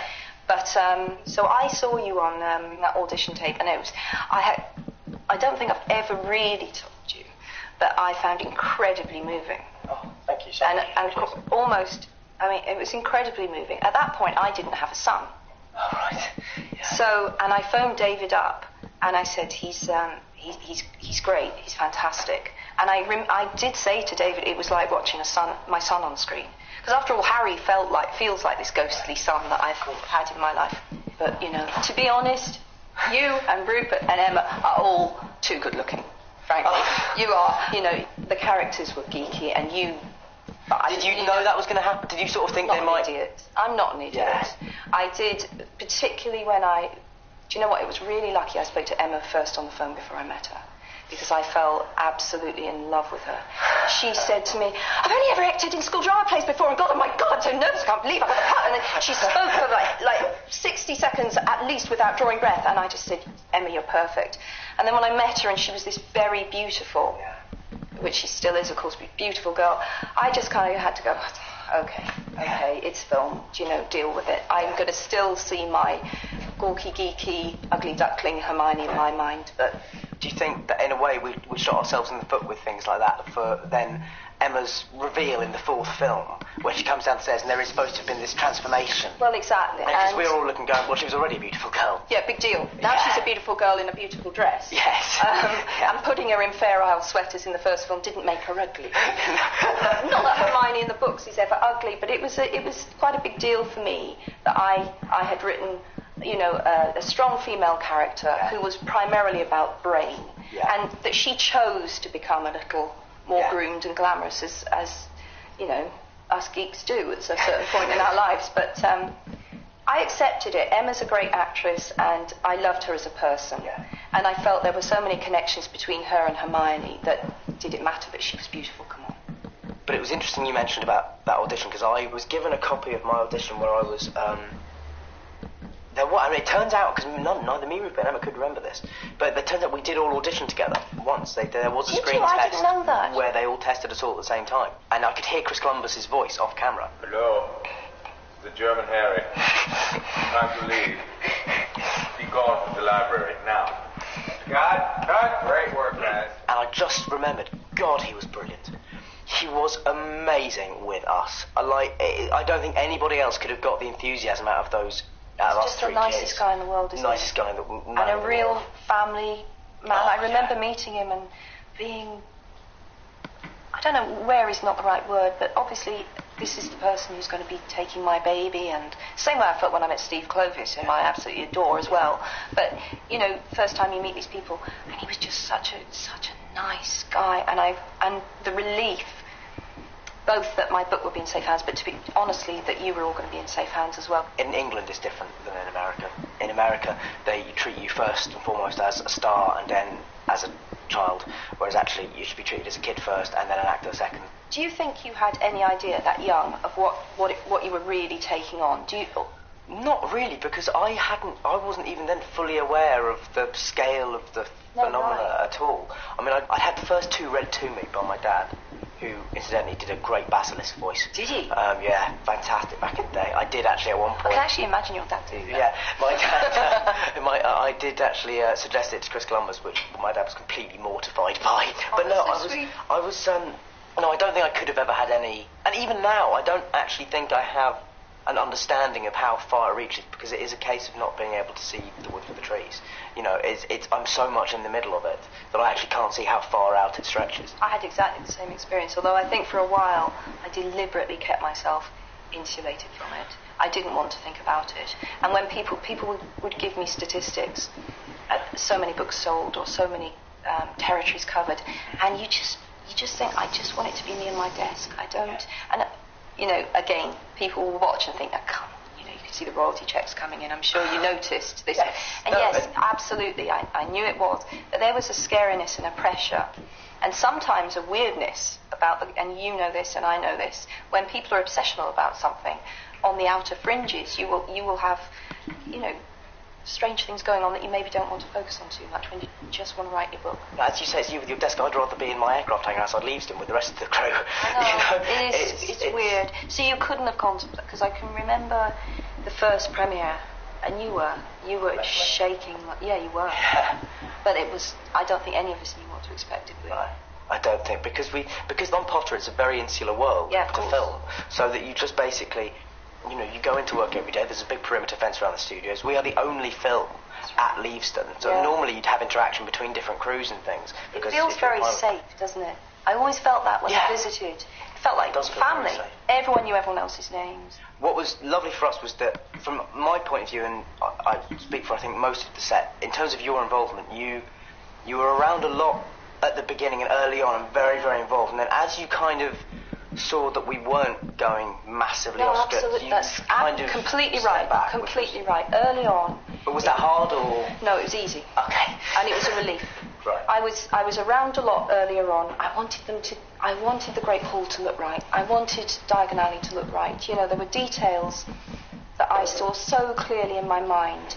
I knew I could help. I knew I genuinely could help, and I could help them make it right for the readers. And I felt a huge protectiveness, I suppose, and loyalty to the readership. Yeah. Once I knew you were running, and it was fine. It was a relief to say, right, there are the films, and I'm over here with the books, and that's fine. And I trust these people, and I did, and I do. And that's wonderful. And, you know, I think, and I have to say that it was inevitably you had to depart from the strict storyline of the books. The books are simply too long to make into very faithful films. And I can think of many places where it's worked just beautifully. And some things are just more filmic, and some things are more inherently novelistic. So I was always accepting of that. It didn't have to be a word-for-word transcription of my world, although some fans are that. Yes, I mean, I do think I'm not that scared. that they kind of, no, you're not, which is wonderful. But I do sometimes think that, you know, if we did make a 6-hour Harry Potter film, there would be an audience for it. There would be an audience, and they would still be complaining that there were things that were wrong, and they would want the director's cut. Yeah. So let's not even go down that route. So is there anything, talking about things, you know, being cut out and things, is there anything that we've cut that you were, a couple of things maybe that you were upset about that you thought could have been in, and is there anything that we put in that maybe weren't in the books that you thought, you know, because I always remember I remember something about Alfonso and the Dementors. No, I was fine. I remember exactly what it was with Alfonso. Yeah. There was well, first of all, on the Dementor point, I thought he did those beautifully, and I loved the fact that they really created that visceral dislike. I loved what he did with the Dementors. Cool. What it was there was something in the script that Alfonso really wanted to get music into the film. Right. And he put the choir in, which I loved. Yes. But at one point, he had this rather bizarre scene where I think Flitwick was conducting, and there was this there were miniature people in an orchestra inside something, and I just, you see, this is my geekiness. I said to him, but why? I know it's visually exciting, but part of what I think fans really enjoyed about the literary world was there was a logic that underpinned it. There was always a logic to the magic, however strange it became. And I know it's intriguing to go through the mouth of whatever it was and see these little people, but why have they done it? For you to film it, that's just what it feels like. You know, normally with the magic, there's a point. So we had a bit of a discussion. Okay. Sometimes I would dig my heels in on the funniest things. I'd be saying, change the costume, that's no problem. I don't mind if that happens in that city instead of that city. And then all of a sudden I said, but they wouldn't do that spell. Why would they do that there? So I think sometimes I confuse people. But I also remember, right back into the beginning, when you were cast, I remember David Heyman calling me up and saying, we've tried green contact lenses. We can digitally alter his eye colour post-production. How important is it that his eyes are green? Well, thank you for. And I said, the only really important thing is that his eyes look like his mother's eyes. So if you're casting Lily, there needs to be a resemblance, but they don't absolutely have to be green. Oh, thank Christ. Were the contact lenses awful? The contact lenses, there is a very small percentage of people apparently who have a very extreme reaction to contact lenses. and I was one of them. I feel really bad. No, don't worry. It's 10 years ago. It's really fine. Are you over it? Yeah, I'm over it now. Sorry. But there was, because also the other thing that we didn't think was a particularly good sign early on was the fact that the green eyes went down so badly. But then after I came up in these terrible spots after about a week. And I, then in my teen years did get bad acne, but I was 11 at the time. You never looked like you had bad acne. Was that great makeup? That was great makeup, and some of it was... I've been walking around for years saying it's incredible none of them ever even got spots. Are you joking? No, no. I promise you, I kept saying, how unlikely is that we managed to cast 3 kids who go through adolescence on screen, they always have perfect skin. I think Rupert was the luckiest of the 3 of us. Rupert didn't have much, but me and Emma, well, particularly myself, got very, very spotty. But over that first 2 weeks, it was brilliant because we put the glasses on, and eventually we realised that I was allergic to them. I was actually allergic to the Harry Potter glasses because I had these 2 rings of whiteheads and spots that come up around my eyes. And it took us about a week to realise that it was actually the glasses. But it was... It's lucky neither of us believe in signs, isn't it? Exactly, it really is lucky we don't believe in omens. But I also like that you sort of, people selectively believe in omens, so that we probably just disregard that one anyway. Exactly. You were meant to be. Yeah. I remember my first day was quite scary because I looked on the call sheet and it just said me, Emma, Rupert and Robbie Coltrane, because actually we were shooting the last scene of the film. You loved Robbie though. Yes, it's wonderful. David Heyman said to me, if there's one actor that you really want for one of the parts, and I said Robbie for Hagrid, and I just kept saying it, and they talked about other people, and yeah, that was a bit of a deal breaker for me. While we're on the topic of the other actors, Alan Rickman and my relationship with Alan since the 5th film has changed totally. Has it? And because on the 5th film I found him very, very intimidating. He is scary. And he is a scary guy. He's just scary. Before you sort of, and then I went and did Equus, and then we went out for dinner afterwards, and suddenly I found that Alan's actually hilarious. and very funny. Really funny and self-deprecating and kind of wonderful company. And who also was so supportive of me whenever I was going on stage. At one point, he cut short his holiday, and I think he wanted to come back early and see the show so he could talk to me about it. I didn't know about that. He does. Lovely. He's amazing. He does things like that.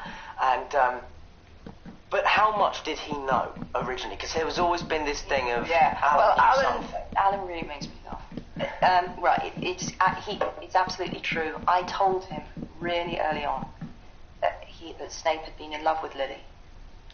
That's why he hated James. That's why he projected this amount of dislike onto Harry. So he knew that. And at what point... Then I heard you told me that he'd been saying in I don't know whether it was more than one scene, but you told me that he'd said, I just don't think Snape would do that. Yeah. Given what I know. Yeah. And I thought, Alan, are you really milking this now? If your camera angle's not good enough. No, I really feel at this point Snape would be centre stage in The Good Life because of what I know. So then do you remember we were talking about it, I said, well, let's just pretend I told you loads of stuff. So anytime they try and make you, you wouldn't go for it. No, I didn't. Very principled of you. They were trying to get me the other day. They were all trying to get me to get a bit pissy about stuff because they wanted to go home early. I've still not gone into the crew pressures yet. It was funny about sort of telling things because people used to say to me all the time, "Have you told the actors? Have you told the actors what happens?" I don't think we wanted to know. And you didn't want to know, and I don't think anyone really believed that. But I think partly, I know that you started winding people up and saying that I had told you stuff, but that was on set. Yeah. I mean, among the cast, wasn't it? And then you got more than you bargained for because then you got a taste of what it's like to be me, didn't you? Yes, then I got everyone coming up. And it was, so you had to back so off. I really had to kind of admit that I actually know nothing all along. It was the one night you came and saw Equus was also the night somebody threw an owl at a stage. An owl onto stage. And you said to me, that's the only time that's happened. I said, well, I threw it. Yes. Yeah, I'm sorry about that. And afterwards, I remember I turned round to you and said, do I die? Go on. I've got to ask. Go on. Do I die? And you very cryptically sort of paused for a moment. So you get a death scene. You get a death scene. Which was sort of... And I saw you double take. You knew. Yeah. You said... Yeah.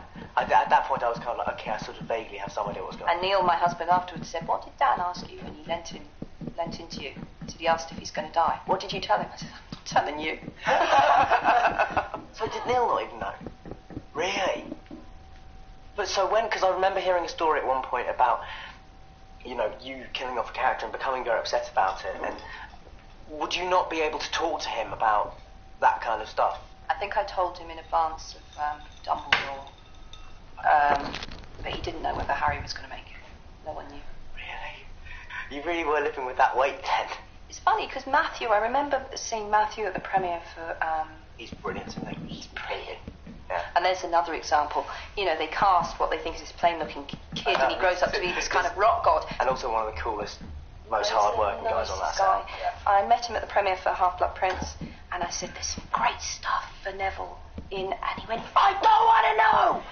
All right, sorry, just trying to liven up the conversation. There you are. But you can normally rely on me and Matt for understatement. It was pretty forceful. In the books, obviously, it's how much were your school days kind of influential on the kind of not obviously in the magic, but in the no, not at all. I went to a comprehensive. All right. So it was. Cool. So all these kids you've inspired to go off to boarding school. Yeah, God, which was the very last thing I wanted to do. And it certainly wasn't pro boarding school. It's simply logistics. There's a logic underpinning the world, and if you are a part of society who's living in secret, and you want to gather together a large number of your children and teach them potentially dangerous and explosive things that could expose the whole society, you are going to do that in an isolated place, and you probably are going to have them board there. It was just logistics. But of course, there is an appeal to young people, and there was to me. The idea of just being together with young people and being divested of your parents, I think that's quite appealing. It's much more interesting to write about if you're talking about kids with kids, and the authority not being parental figures. It just allows them much more leeway.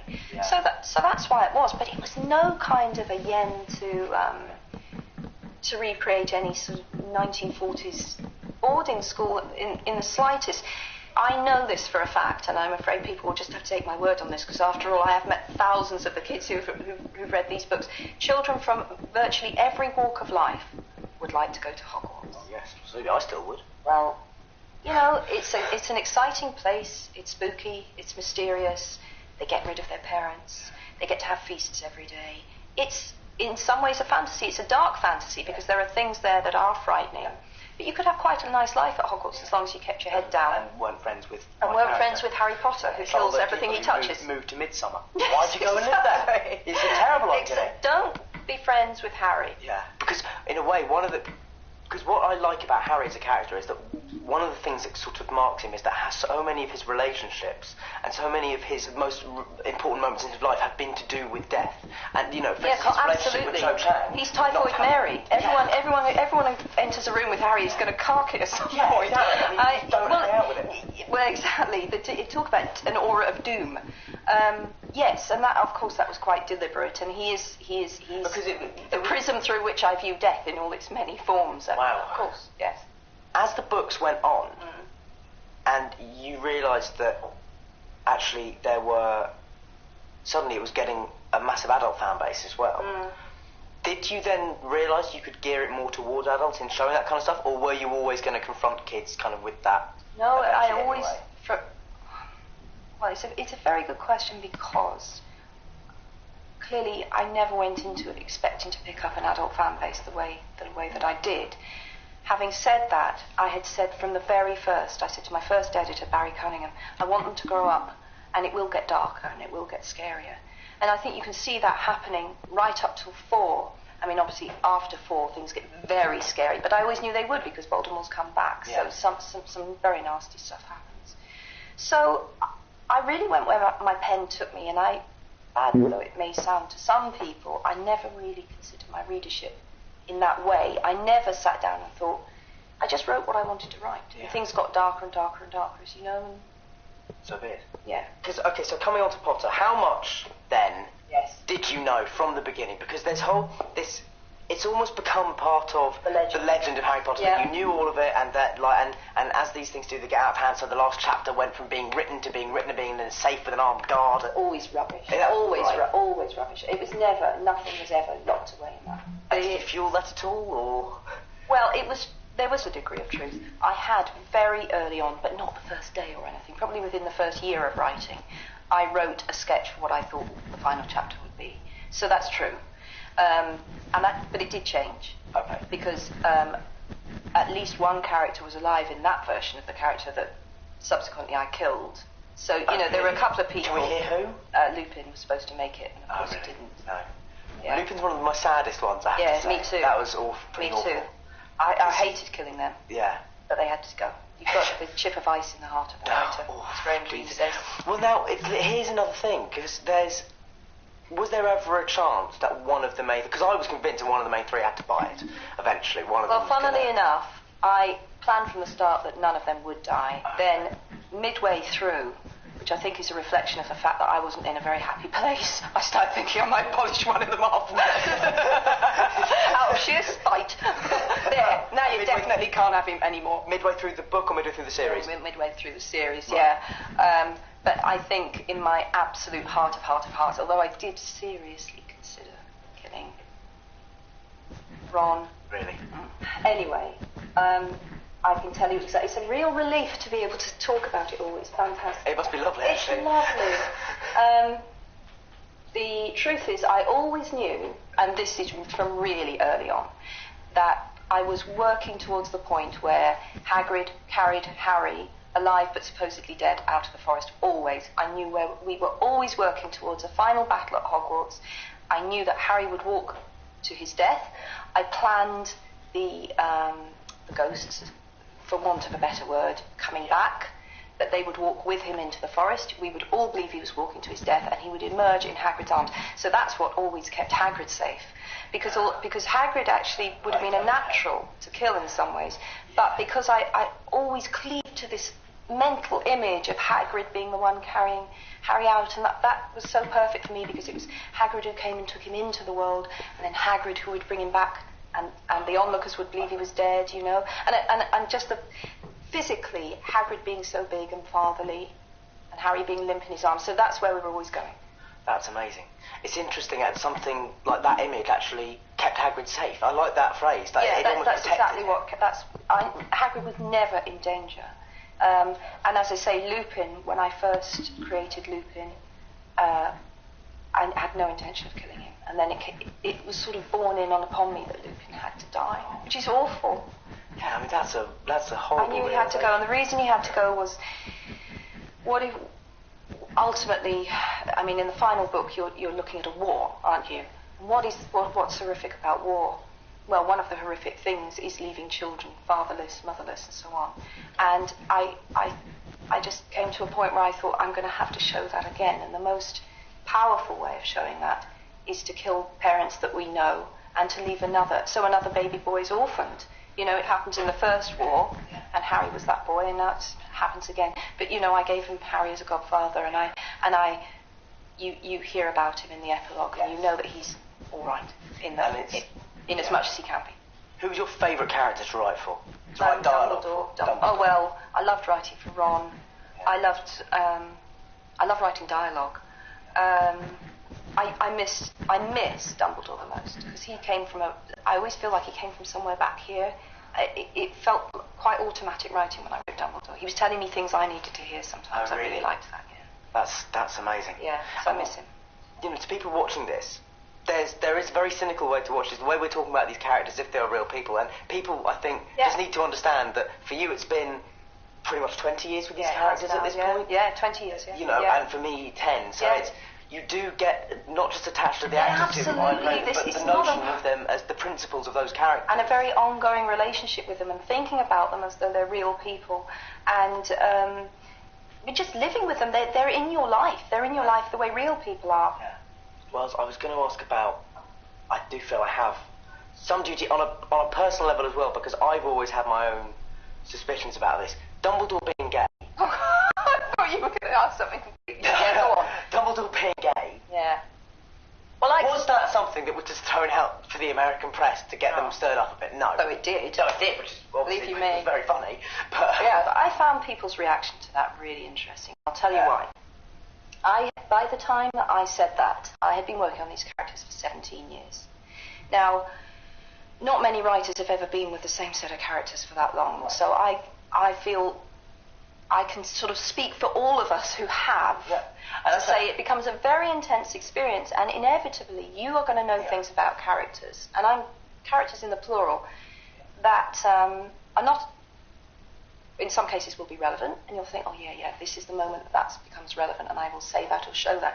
For example, Professor McGonagall, I had a whole history worked out for her that I thought at some point would become relevant, that she'd had a love affair with a muggle, and that she'd had this quite tortured past, and she ended up being this celibate elderly teacher. Never became relevant, never happened. And as time went on and I got to know Dumbledore, but this is before the publication of Philosopher's Stone, so bear in mind, at this point, I've been with him for 7 years. I knew he was gay. I just knew he was gay. Okay. And to me, it was not a big deal. This is a very old man who has a very terrible job to do, and his gayness is not really... He's not really relevant. Very relevant to him as a character, because I always saw him as a very lonely character. And I think that there is, in fact, a hint of it in 7, because the relationship he has with Grindelwald, he fell very hard for this boy. He's awfully trusting of this good-looking young man when he shows up. And don't you think it was perfect that Dumbledore, who is always the great champion of love, Harry, love will save us, love, his one great experience of love was utterly tragic. Yeah. It was with someone who was dangerous and demonic. Yeah. And so, you know, and created absolute havoc in the world and created havoc for him. So that was my idea of Dumbledore's tragic backstory. Now, I liked leaving it open so that perhaps a more worldly reader would see that that may have been in that relationship, and perhaps a 9-year-old would think he made a great friend and he trusted him. Exactly. Do you know? So I was okay with that. Through all the books. But in the context of how I was writing about him, in other words, he's giving... clearly, he's John the Baptist to Harry's Christ, isn't he? He's the nearly ran man, the man who nearly could have had the Hallows, but he was too power hungry. That was what was interesting to me about Dumbledore. So he's used in the book, clearly he's the fount of all worldly wisdom, and he teaches Harry what he needs to teach Harry, because he recognises that Harry is going to be the one, or Galahad to Lancelot, or whatever you like. He's the more flawed one. He was the nearly ran. That to me was what was interesting about Dumbledore. Do you remember in the first draft of the script for Half-Blood Prince, when Harry's at the station and Dumbledore comes to meet him at the station, and in an early draft of that script, Dumbledore said to Harry, he said, I remember a young woman with eyes of flashing whatever, raven-haired, and I read this, and I scribbled on my copy of the script, Steve, Dumbledore is gay, shoved it up the table, and Steve, oh. So that's why that line didn't make the film. Okay, it's interesting actually if you start to think for a moment, not about these characters being characters, but if you think about the characters, the lives these characters actually have within the books, and the fact that to a certain level, because they exist in the collective consciousness of a generation, they do exist. Because I always think that's one of the wonderful things about Potter and the Potter fan base, is that whereas if you think about the other big costume wearing and all that kind of stuff that goes with it, is things like Star Wars and Star Trek. Yeah, absolutely. But what's interesting is that Potter, because it started off as a literary thing, has kind of created a generation of the same kind of mentality of geeky thoroughness, but with an appetite for reading and literature, which is kind of amazing. It was wonderful, wasn't it? It was just the most wonderful thing. And at the last premiere, because obviously I'm not meeting readers in vast numbers at the moment, because I finished the books, and so to meet them again through the films is really great. I can't deny that. It's lovely. It's really lovely. Before the books even got picked up, until, sitting in this hotel room, yes. What are some of the surreal, kind of bizarre, where do you start, I suppose, but for me, the last premiere was mental. It was mental, wasn't it mental? It was rain. It felt more extreme than any of them had. Yeah. I think that I was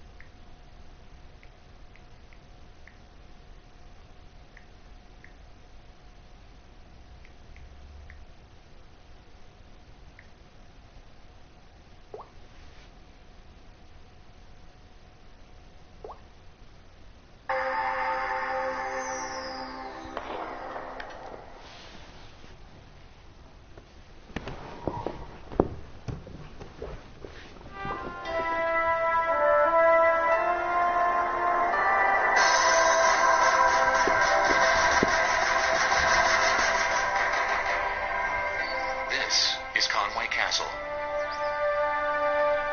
King Edward I of England built this mighty stronghold in the late 13th century to help hold a recently conquered area of northern Wales.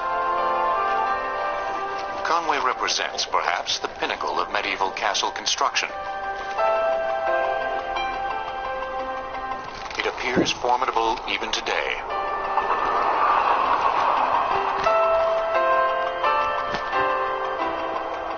After more than 700 years, the sophistication of design is still clearly evident.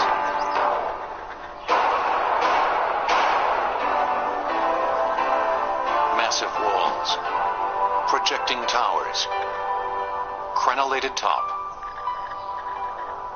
heavily fortified entrance. Conway is only one of hundreds of castles that dot the European landscape. They might look different depending on where they are or when they were built. But all castles were multifaceted wonders of construction.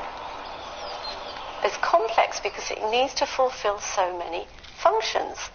It needs to be oppressive, it needs to be defensive, it needs to be a home, it needs to be a palace, it needs to be used as a treasury, it needs to be used as a courthouse, it needs to be used for a whole gamut of reasons, and the architecture reflects all of these. Castles were some of the most imposing structures ever built, withstanding both bloody assaults and the test of time. A well-defended castle would almost always win against anything but a very determined and very strong siege.